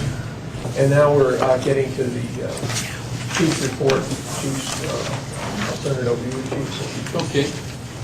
Well, I'll just point out a few things. If you go to the page that says Chief's Activities, the Human Rights Commission meeting was just an update to the HRC on our work around House Bill 2002, which is the profiling bill. So I gave them an update on our policy. We rolled out a new policy in January that had an additional section for our stops data collection pilot.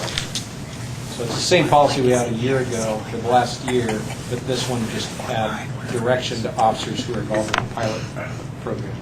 And then I gave them an update on the pilot program, and then also the degree to which LECC is complying with the law on establishing a reporting mechanism for people and the requirements for agencies under that reporting, and then the reporting back.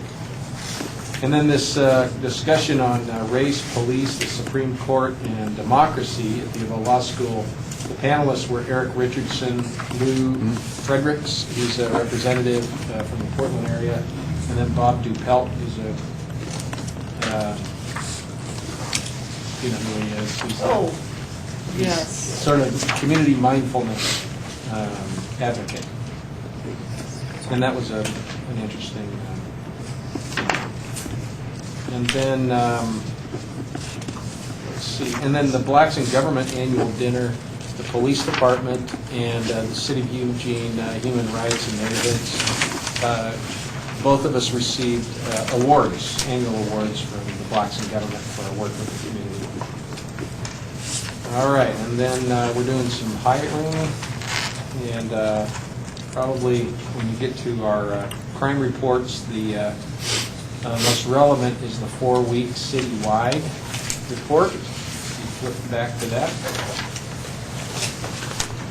What you'll see is that residential burglaries, year-to-date, in comparing 14, 15, and 16, we're down 24%. Commercial burglaries are the same, virtually the same. And UUVs are down. That's stolen vehicles. And then theft from vehicles, UEMVs, are down a little bit in the last 2 years. Bike thefts are down. We saw a huge growth in bike thefts last year. Oh, okay. Hard to know what that means for the rest of the year, but all these things are seasonal. All these things I mentioned, particularly bike thefts, are seasonal. So the fact that they're down is good news. And then I'm just going to flip through a number of different charts here. If you go to the page that says top dispatch calls for service crimes December 2015, what you see is that this is a page that I like. The senior staff team gets tired of looking at it, is wondering why I keep having it. The reason I have it there is because it is interesting to me that these are the top locations for calls for services. There's something I'm asking the department, is there something we need to do differently with Walmart or with Fred Meyer or for the Eugene Library or for Safeway? Is there something we need to do differently so that they don't need the level of police services that we're delivering? So we haven't cracked that nut yet, but that has to happen. So then you turn the page, downtown controls all calls for service.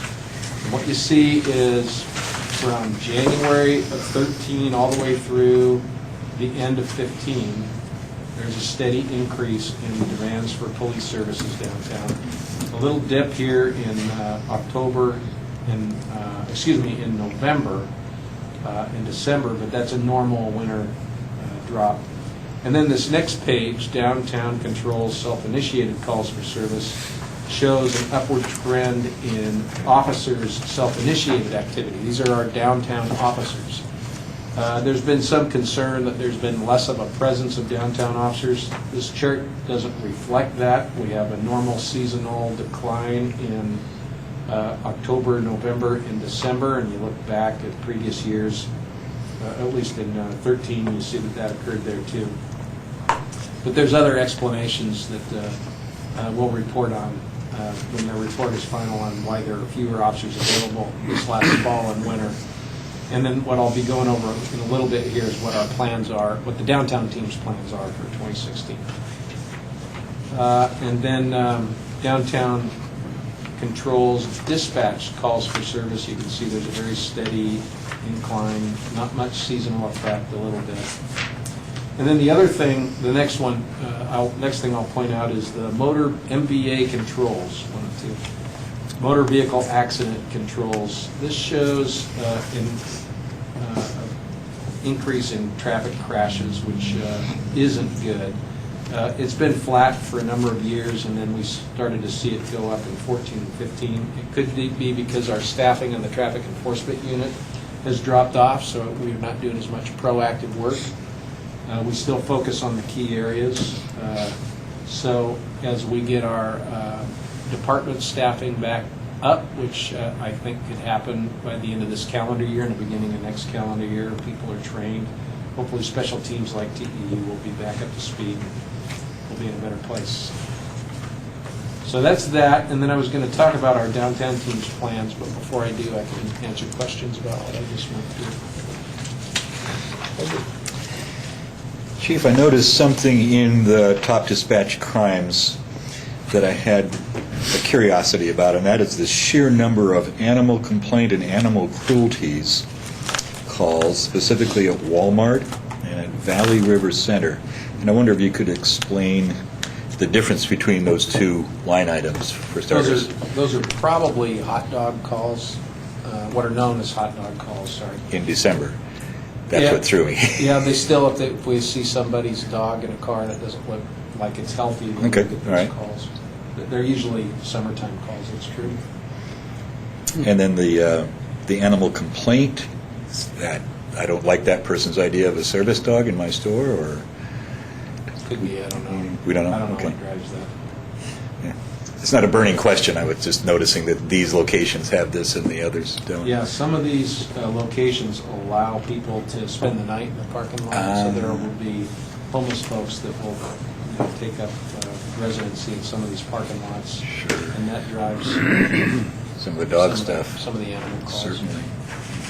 And then the Safeway, I put myself partly through college working store security in a university district, and this doesn't surprise me that the shoplift and theft numbers are as high as they are. But I'm looking at, you're asking what could the department be doing differently in some of these locations, Walmart in particular, and Fred Meyer. And Winco on here is the same thing. I don't know, is it the department's problem to raise the minimum wage or give people jobs? Because, one of the things I encountered there were kind of two kinds of shoplifters. There were the sort of, I can do this because I'm smart and can get away with it folks, or it's easier than paying for it. And then there were the people who genuinely didn't have the money for the thing they needed to get through the day. I'm just wondering, how in the heck do we address that? Well, is there a better way to prevent those crimes from happening? Because our service doesn't cost the store anything. It doesn't cost them that much to call the police and to deal with someone. The other thing is that it's a pretty high risk. Some of those shoplift arrests are pretty high risk, both for the police and for the community and for the theft prevention folks. So someone will steal a $5 item, run out of the store, and some of the theft prevention people will chase them to the ends of the earth. And while they're yelling into their cell phone, talking to 911, and police officers are driving code 3 to help them, putting all the people in danger on the route to the store. For a bicycle tire patch kit, that was my first arrest. Exactly. Some guy. So that's a huge concern for me that we need to deal with. And coincidentally, Lieutenant Lozanne has been working with some of the owners, managers of these places to try and reduce that. And so that's one question. And the other is there a civil remedy to this that doesn't involve government? Is there a business out there in the world that will work with stores and work with first-time, second-time offenders that will help to resolve these in a restorative justice approach that doesn't involve municipal court or the police? Well, now, these stores, I know that we had the practice of, depending upon the severity of the crime, in our opinion as store management, we would almost cite them out. So PD possibly never got called, or if they did, they're just there to write a ticket. And that really cut down on the chases and so on and so forth. I don't know whether these stores are doing something like that, or whether everything they see they're calling you guys about. You might want to talk to them if they don't have an intermediary. It's all across the board. Yeah. Some stores at Valley River have a very high concern for liability, and if the shoplifter walks out the front door, then they're on their own. They don't chase them. Yep. And a lot of these criminal trespasses then would be people who have been caught shoplifting, told never to return. They do anyway. Yeah, probably. Yeah. Okay.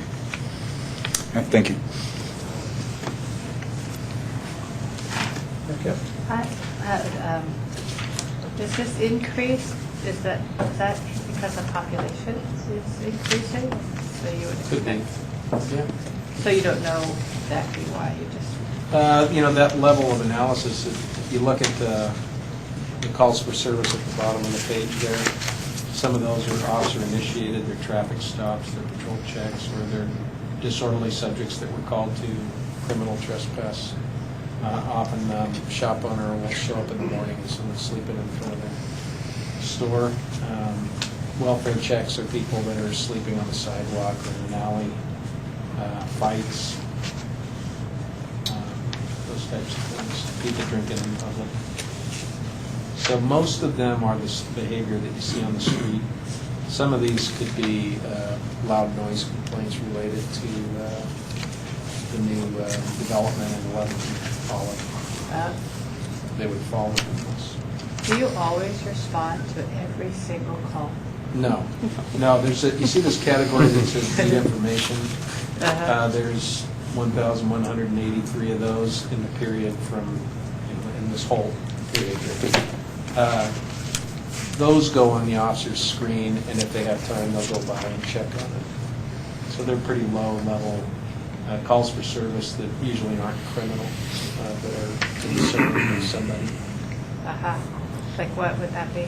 Somebody drinking in public, and they may not, that's only going to last for a few minutes, and then they'll be gone, so you're not going to race over there. We have all these other calls. Illegal fireworks? Yeah, illegal fireworks would be That like one. that. Somebody walking down the street yelling at no one. Those kind of things.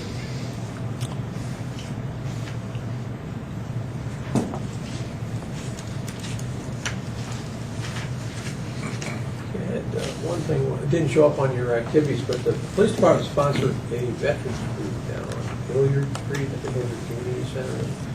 So they brought pizza for them. I thought that was a great idea. Did that do okay? Do you know? Did you get a report back? I haven't heard back yet on that. That's the Oregon Veterans Network. This is after the Brian Babb incident a year ago. We look for programs around the country that would enable veterans to help veterans, working together with service providers, so that when friends, family, associates saw a combat or a veteran suffering from a mental health condition going into decline, then this is a group that can intervene with them before it becomes a crisis that the police have to respond to. So that's the point of this group that we've helped get started. And they had their first meeting, and it's, I'm not the kind of person that should be attending that, because they need to be in a setting where they can be comfortable with sharing what they know and what they're feeling. I think you or the pizza, I think they choose the pizza. Yeah, exactly. Okay, anybody else? All right. Okay. You had something else you wanted? Yes, so this presentation on the downtown team was prepared by Captain Kamkar. And there's a new sergeant for the downtown team, Julie Smith. And Captain Kamkar and Lieutenant Mason last year went to the International Problem-Oriented Policing Conference. We need to start sending more and more people to that now. And this is all about identifying problems and looking for solutions that aren't necessarily enforcement related. And so what they brought back from the conference was examples of successful programs in other communities.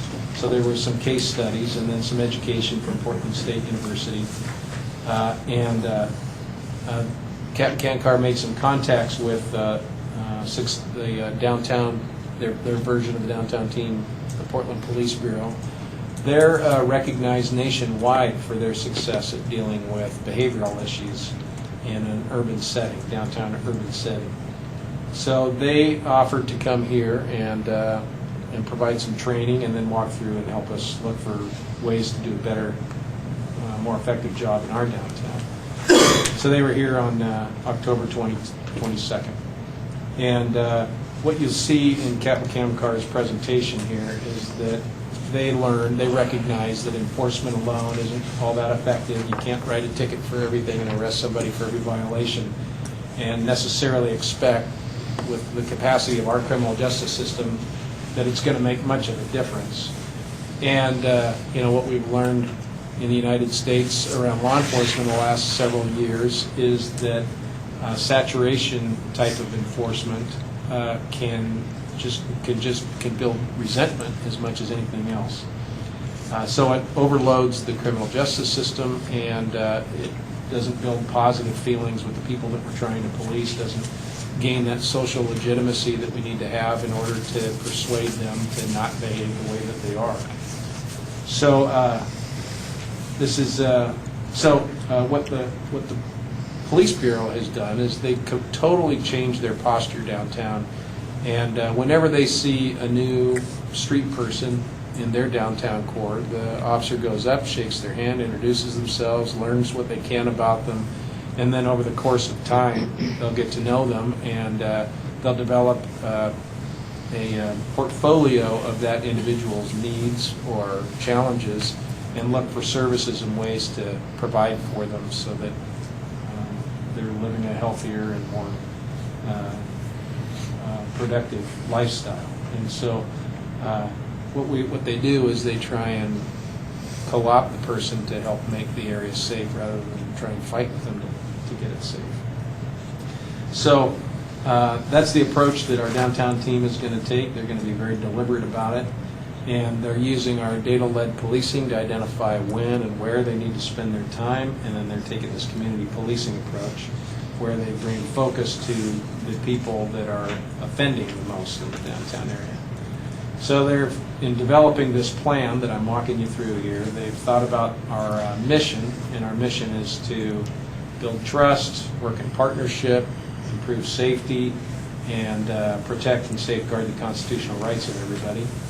Our core values are integrity, compassion, and courage. And then you see our objectives here: keeping Eugene safe, building trust, and then having an outstanding workplace.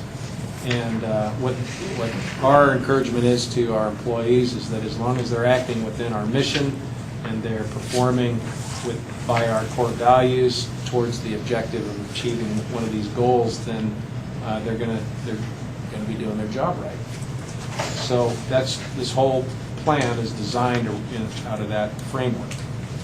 So let's skip forward a couple of pages here. So what they're envisioning is what they're calling a community outreach response team. And so this will be kind of a pilot for the city. First step is to get to know the people that are on the street that are making our community uncomfortable by their behavior or their presence or their panhandling or what have you, and understand. So you'll see on this page that is entitled Phase 1 Client Outreach Identification. Team will get to know who they are. They'll develop this understanding of what the individual's needs are, what services they may need, and then they'll work with this multidisciplinary team to provide the services that the individual needs. So in this chart on the next page, you'll see that the EPD team will meet the individuals, get to know them, understand their needs, work with Lincoln Mental Health, homeless advocate that is yet to be identified, in cahoots, and we'll see how it goes. And then through this there will be a more prevalent presence of our downtown. So you see in this Phase 3 chart that all the different resources that will be brought to bear to support an individual. And this Phase 4, they'll develop surveys and some measures to track the success of it. So that's what their plan is for 2016. Okay, Claire and then Steve. This is really, really great to see. So I would like to request that you ask the city manager to have you come to council and present on this, because it fits right in with what the mayor's been trying to do around downtown and creating a better community down there, and a lot of the other work that we're doing. So I can ask the city manager, but you could also let him know that I made the suggestion. I think this is something that the council should be briefed on. Yeah, it's a great piece of work. The city manager and I talked about that this morning. I think the council will get a presentation on community court system model, and this will fold nicely into that. Great. And what we'll add to this will be answers to the questions about staffing in the last 4 months and what we can expect in the next 12 months for downtown. Great. I really like the coordinated outreach. I'm not finding the slide. My thing's downloading slowly, but coordinating with behavioral health and cahoots. And then I also really appreciated the slide that you asked the rhetorical question of, are we treating folks we perceive as homeless as a problem or stakeholders? And, they're residents of our community and deserve police protection and respect just like anybody else, because many of them are victims as well. So I really appreciate that thinking and this work. So thank you. I'll pass those comments on to Sergeant Smith. This is really her idea. Great. So Steve and then Jim. I was looking at Phase 3, the multidisciplinary task team, and I heard the other night that there was a recent grant that was approved that's going to allow for another mental health solution, maybe somewhere on MLK. Have you heard anything to that effect? That there's going to be a place for folks with mental health challenges, other than the traditional like cahoots or into the hospital or something? Yeah, do you remember where you heard that? Okay, go ahead, Carolyn. I was trying not to.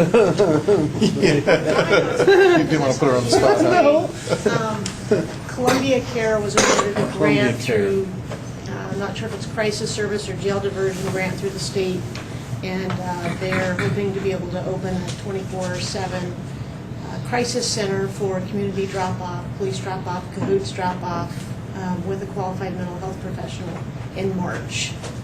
And so it's rolling, it's happening.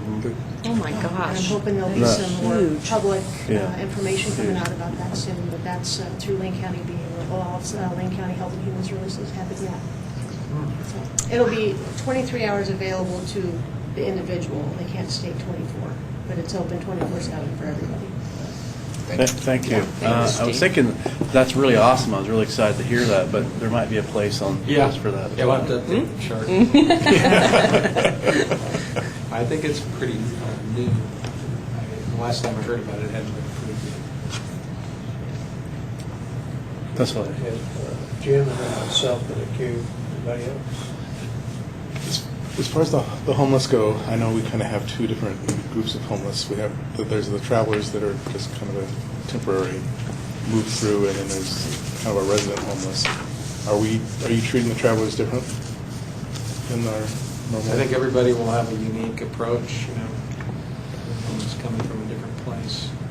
And, there's homeless who are recently homeless. Some are living in a van or in a tent or in somebody's garage. And then, there's a whole range of different folks, different circumstances. But then the ones that police work with the most, encounter the most, are people who suffer from a mental health condition, drug or alcohol addiction, or both, multiple existing disorders, and are just in and out of jail all the time on really low-level offenses. And that's where all of us need the most help, I think. That's the most expensive population. Because someone with those conditions will get an injury to their arm, for instance, and it'll be the kind of thing that you and I would have treated at home or maybe at urgent care. But it'll become infected, and there will be streaks up their arm from the infection, and then there will be an emergency ride to the hospital, and then a week in an intensive care unit. And they have just consumed our most expensive resources. So that's where Eugene needs the most work. Better way to address the needs of that really difficult population that isn't volunteering to be helped. Do you think they'll accept the help? I know they're not volunteering for help, but is that the hope that they will accept? Well, the idea is that if, the theory here is that if the police have a different kind of relationship with them, then perhaps they will, together with these other institutions and services. And then, the long-range plan or hope is that we have a housing first model available in Eugene, where folks like that can be given a place to live with some rules, but rules that they can probably comply with. And the experience has been that folks tend to be healthier when they're in that setting. They have fewer visits with emergency medical services, fewer visits with police, fewer hospital visits, and they're more inclined to receive treatment for their conditions. Far less expensive treatment. Great, thank you. Kevin Self and then Edward. My question is on the phase one client identification. When this is done to introduce themselves to the people they meet, will they also be doing the forms that require stop data collection because they're contacting a person of socioeconomic status? Is that going to be done at the same time? That's just a pilot. There's only a dozen officers involved. Oh, right now? Okay. But when that rolls out, then Yeah. Potentially, if we include that in person stops, then yes. So, and how this rolls, I'm looking at the next diagram showing. If there's stops, now these may not be stops, they may be. Right, well, just contacting them is not, you don't consider that a It may not be a stop if they're. Okay. So moving down through the flow chart, at some point, we're going to hand the person off to other services. Is that the way it's going to work?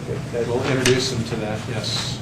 So like at the client triage action, that step 5, I assume, would be. So right now, what we can afford to do is on Wednesdays, when our staffing is highest, team up with Lane County Mental Health and perhaps Cahoots and go through and start to connect those services with people. Okay, and then phase 3, I'm seeing there's a lot of people involved in this, so is this going to involve a meeting or a get-together once a month? Or They're still mapping working that that out. out? Okay. It seems all very labor-intensive, and I continue to worry about the concern about the police officer having the time to be out on the street if they're all tied up doing the reports and the work that require this kind of intensive. And that's why I asked the question about the stop state. Because there's more forms and work to do, and to be out on the street is what's important to be truthful. So, yeah, exactly. So, I'm just curious to see how it works. I hope it works out. Well, the phase one is less conceptual and more, I think they're more ready. And then the further you get into this, the more theoretical it is at this point. There are some handshake agreements. Okay. And we'll see how it goes. But right now, Lane County Mental Health has agreed to work together with our officers 1 day a week downtown to do some interventions. Sounds terrific. Thank you. I appreciate your efforts and Julie's efforts in doing this. So I have Edward and then Claire. This is kind of an answer to Jim's question about whether people will accept this kind of help. I just recently started working in the friendly neighborhood with a group of volunteers that are trying to help. They started out helping 2 specific homeless guys that everybody's seen pushing their carts full of cans around the flat part of South Eugene. And that sort of spread out to trying to help other individuals, people with emergency housing situations and so on. And one of the things we're up against is what this group will be up against is the people who are taking officers off the street over and over and over again for the same stuff or for their blood poisoning or so on. We're going to save time for officers on the street if this works well because they're not going to be handling the same person for the same thing over and over again, is my impression. But I take these fellows that we're trying to work with right now, he needs a hip replacement. He's got a bone-on-bone problem. He's walking every day collecting cans. There are people ready to do the surgery for free. There are people ready to put him up in the house if need be. And he's terrified that he won't be able to collect cans. He'll be thrown out of the motorhome they're living in. He'll be separated from his twin brother, which he's never been. And it's like pickup sticks. You know, you're afraid to move something, you're going to make their whole life fall down, when in fact what you're moving is something that's a huge obstacle for them. So a group approach like this is essential because you can't just touch one part of that problem. It's also, as you say, incredibly complex. But the only other answer seems to be what we have now in so many cities, is you just keep dealing with the same few people over and over, and they consume this inordinate amount of resources over and over and over. So in the long run, it's both compassionate, I think, and good for the taxpayers. I think that covers my points. Right? What he said. All right. I was going to make the same point. I bow to your wisdom. Well, thank you. And again, I speak on behalf of the whole commission, I'm sure, to say we hope this is a success and helps end some of our issues that we have in the downtown area. It would be wonderful. It'd be great. I don't think it'll do that. Just to be realistic. Moderate expectations. You know, I think hopefully we can make a difference. The homeless problem in Eugene, like a lot of communities, is so big. It's going to take something much larger than police department and a couple of agencies working together. I think it'll improve things definitely. That's good. Thank you. Okay, we'll move on to the next item of the agenda, and that's the social legitimacy discussion that we talked about at our retreat. And Carter has been kind enough to bring the pillars from the commission that the president convened on building trust and legitimacy. So we have that before us, and our task is to see how it relates to Eugene and how we feel and what we feel. And of course, asking the chief to have his input on this would help us guide us through the discussion. So I'll let you. So would you like me to? Yeah. Okay.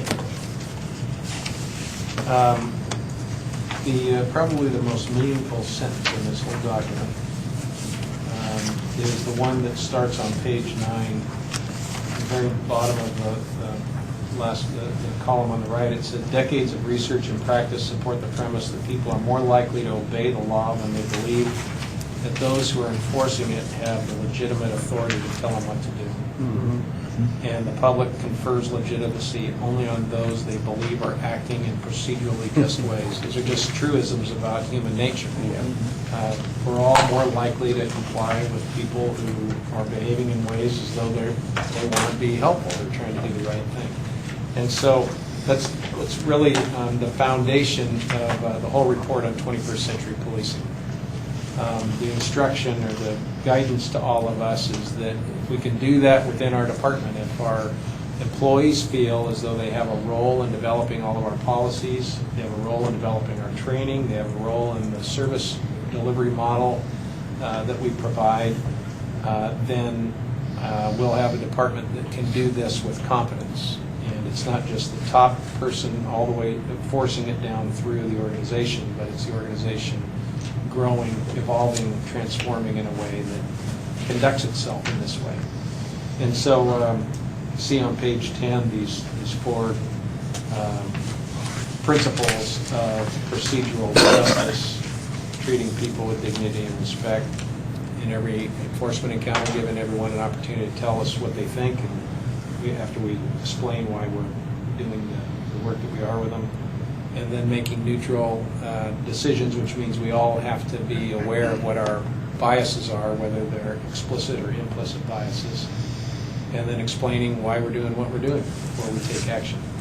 So there are training modules that are designed to teach an organization how to adopt these practices. And, we've looked at a couple of them.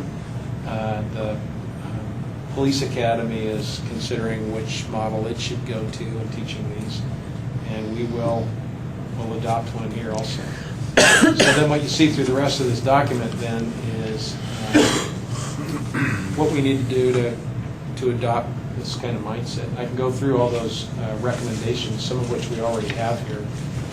If it would be helpful. You want me to do that? Okay. Before, and everybody should be somewhat familiar because the report we had that report brought to the commission before. All right. Well, I think I'm just on page 11 of the recommendation 1.1. What we've learned is that the saturation type of enforcement that they did in major cities tended to be in neighborhoods that were concentrations of people of color, impoverished neighborhoods, and the police engaged in so many enforcement contacts without any apparent purpose other than to talk with as many people as they could, that it created that resentment that we mentioned earlier. So that approach alone isn't effective, isn't going to help the department develop the legitimacy it needs to work together. A different approach is the one that happened in Brownsville some years ago when police commander brought in police officers from around New York City who would connect well with the young people that were committing most of the crimes. And they struggled to make connections until on Thanksgiving, one of the officers brought a turkey to one of the houses one of the homes when they realized they didn't have anything for Thanksgiving. And he was invited in and suddenly had a connection with his family. He told his commander, and she said, "Okay, everybody, go out and buy turkeys for all the families you're assigned to." And they did, and within a year, they radically brought down the crimes committed by that population of kids they moved in to help. And so we could do the saturation patrols where everybody gets a ticket, everybody gets searched, or we could figure out what the families need so that they aren't happening. Well, in Eugene, we don't have, our version of a ghetto is probably the homeless population. We need to familiarize ourselves with what their needs are and gain the trust of those people who are living on the street to find out how we can do a better job to serve them so that they're not in and out of jail.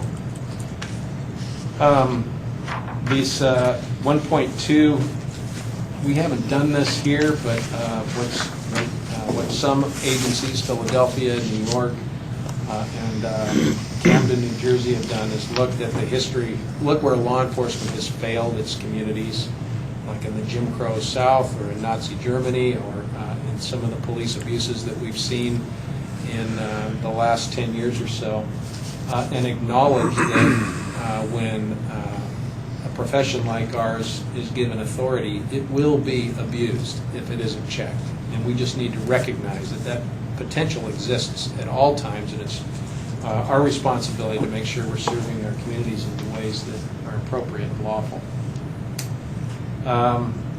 The 1.3 is about creating transparency. We have that here. I probably have the easiest job as a Eugene Police Chief than any of my predecessors because Mark Gisner does such a great job as a police officer. He holds me accountable to my internal affairs investigations and then my adjudication decisions. And the City Council has a pretty clear picture of the quality of our personnel work with regard to that. And he makes public reports on how we're doing.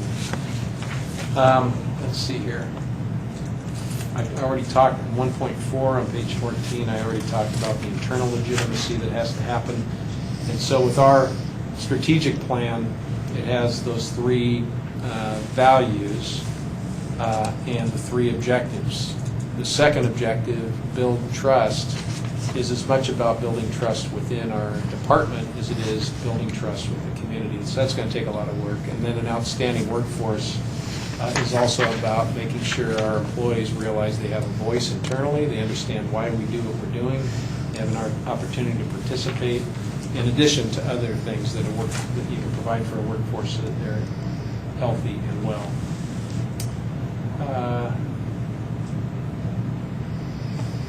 Then also on page 14, on recommendation 1.5 is about engaging with the community in ways that don't involve enforcement. And of course, we struggle with that here because there's so few police officers in Eugene relative to the size of the population. But we do a number of things pretty well. We have the summer camps, which work out pretty well. And our lieutenants have been attending neighborhood meetings. Our watch commanders have been going to neighborhood meetings. And we probably have a dozen different things we do every year that where we can, we engage pretty well in ways that aren't enforcement related. And then on page 15, 1.5.1, we already have a police commission. A lot of communities don't have that. So you help develop some of the policies that we have. Those that are the most important to our community. On page 15, 1.5.2, we don't do these residency programs here. A number of places have opened up and invited us to have our officers live for free or low rent. We don't do that. It's ethical risks with it. And there aren't many officers that want to live in a place that they're expected to respond as a police officer 24 hours a day. It's really much fun. And then we have officers for 1.5.3. We have officers in the schools, and that's been pretty good. A couple of people have come to us recently who saw a successful program for police in communities, communities of color, young people particularly, up in Portland, where about 100 Portland Police Bureau officers and quite a few high school kids got together at Jefferson High School. They did a panel discussion with the police and kids. They ate pizza together, and they did some other things to sort of break down the barriers police tend to have with that population. And then also on 15, 1.5.4, there's quite a bit of work being done right now by PERF on how on the techniques that police can employ rather than using force. And there's a whole police commission meeting we could have on that subject someday if you want to. Okay, and then on 16, 1.6, this is a reference to the saturation enforcement that has been done in other communities. In some cases, that's helpful. I mean, we do that on spring break and winter break, but we're not contacting everybody we see, but we are looking for people that are known offenders, and we're trying to have a visible presence to reduce the potential for crime. And then 1.7, the Police Commission has conducted a couple of surveys. It'd be nice to run an annual survey at certain times a year to see what trust is like in certain populations. And we'd have to find a way to get to recent immigrant communities and homeless communities.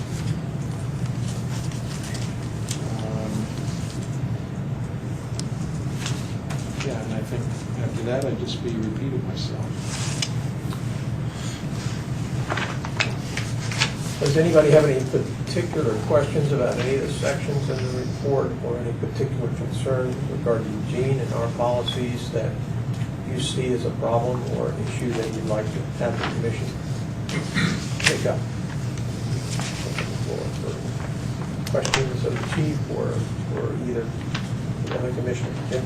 I just had a question for the chief. I know you talked about having kind of a modified Citizens Police Academy and targeting some of the maybe the minority groups that have, or homeless, or that have more fear for the police. Work plan. Is that still okay? I didn't know how. Yeah, I don't know when it's Is that too early to ask if that's still going forward, or maybe a status on that? So Assistant Chief Durr and Carter and I met about that recently, asking ourselves how we move forward on that. And we have a vacancy, a position that we've held vacant for about a year. And our plan for it is to hire a community liaison into that. We haven't decided where in the department it'll be, but we're going to put that on we've decided to go ahead and put that on our hiring calendar for this year. When we hire that person, then the first civilian police academy we'll have will be for immigrants, recent immigrants. And that'll be quite a little project, I think, because it's so unique and discreet, and I think it's going to require certain tailored design to make it work well.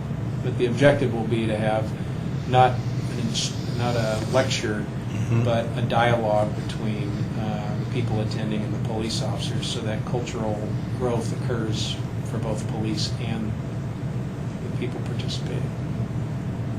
Thank you. Yeah, I've had some time to think about that a little bit, and as we've talked about that before. One of the things I was thinking was that getting new immigrants to come to a place like here, for example, I think would be more difficult. Yeah. And maybe finding, even going to somebody's house where downtown languages, or I guess that's in Springfield now, but someplace where. Yeah, Centro de Fe. Yeah, right. Well, Centro de Fe is a specific ideology, so I don't know how that might affect other people of different religions, but something like that is one thought that I had. And then I'm hoping that I guess you're thinking that liaison officer would be like a Latino or a bilingual that would do outreach. Yep. And then the other thing was, I know you have this focus on recent immigrants, because they're the people who least understand how the police work. But I wonder if it would be valuable to think a little bit about not so recent immigrants as well, just because one, I think the participation might be a lot higher. Sure. Two, when you're targeting young people, you might have the forethought that those are people who might end up actually participating to a greater degree with the police in the future. Yes. Well, these aren't exclusively the groups that we would work with. My thought is that there are a number of marginalized communities, and those that need the most help from police right now, number one would probably be our homeless population, and then next on the list would be recent immigrants, because I think they're victimized a lot and they're afraid of police for reasons beyond all of our control, some that we contribute to, I'm sure. So those are the two populations where I think we ought to begin our work. And that's why we're working on a chief's advisory group for homelessness, and then I think we ought to get this civilian police academy started and just begin with recent immigrants. But I think after that it should be young people of color, and we'll just keep moving and see where the greatest need is and where we can have the most effect. Right.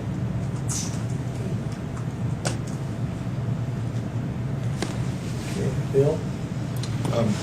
You know, when I read this, especially this section of that report, I think the guardian mindset, I think, is the biggest thing, and I must say that when I read this and what this report, it really reminded me of how far advanced our department is here in that mindset already, and I think the downtown plan that Sergeant Smith has come up with is another one of those pieces that's showing that we're moving, we are really ahead of that we are looking towards that guardian mindset and continuing to do that. And I think that's, you know, and I think as a commission is if we look at policies and we look at how we want it to do that, we should think that are these in that same guardian mindset that we're doing, and we're not into that, you know, ultimate enforcement, you know, mindset. And I think, but I do. I mean, I think it makes me proud to think that, you know, we're so far ahead that, you know, this report's coming out, talking to a lot of police departments that are nowhere near this, in their thinking and always trying to think that better. And again, you came today with a perfect example of how the department is thinking that way. Let's think about that. That's just great, too.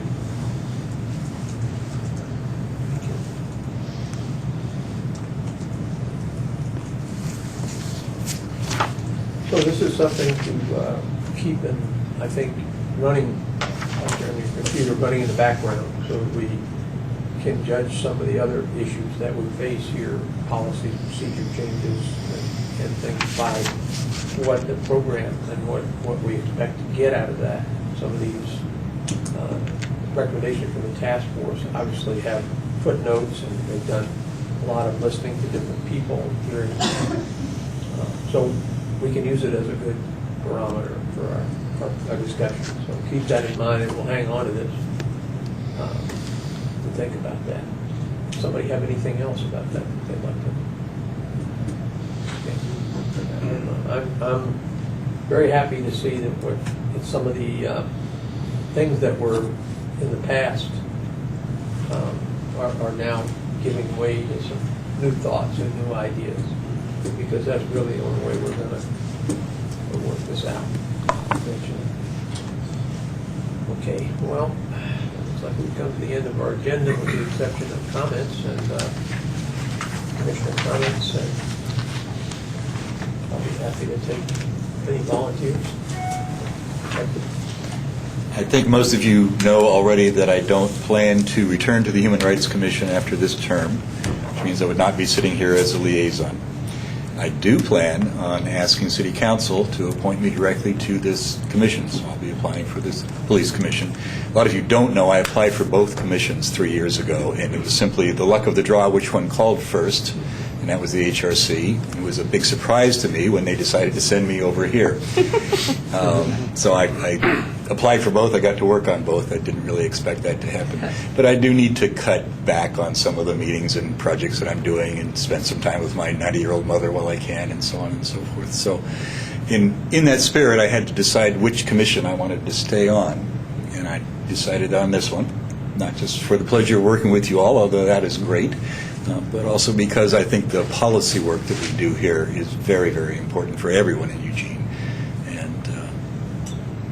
This is where I want to be working if council will let me. That's great news. I really appreciate your contributions here at the table, and so I will certainly be supporting your application to the Police Commission. And then the only other thing I wanted to say is sorry for being late. Sometimes my schedule is a little nutty, so didn't mean to be disrespectful.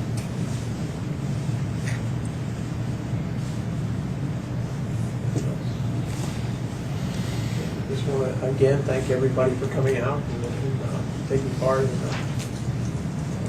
our festivities of the night, and thank you very much for your input. It's very valuable to keep the discussion going. So y'all have a great week. Thanks, Bob. Thank you, Ed.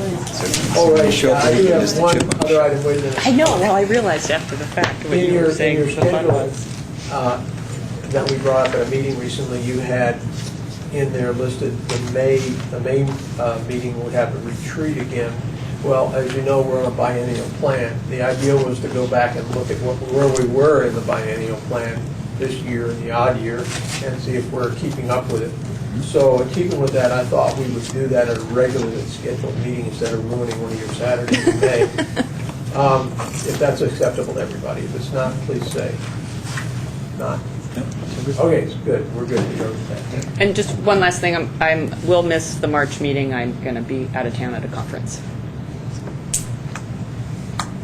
Well, I'll miss the April meeting, so I'll see Oh, you right. in June. For May, yeah. Okay, thank you, folks. Thank Good you. night. Well, Edward, if I could just hand over my position to you, I would, but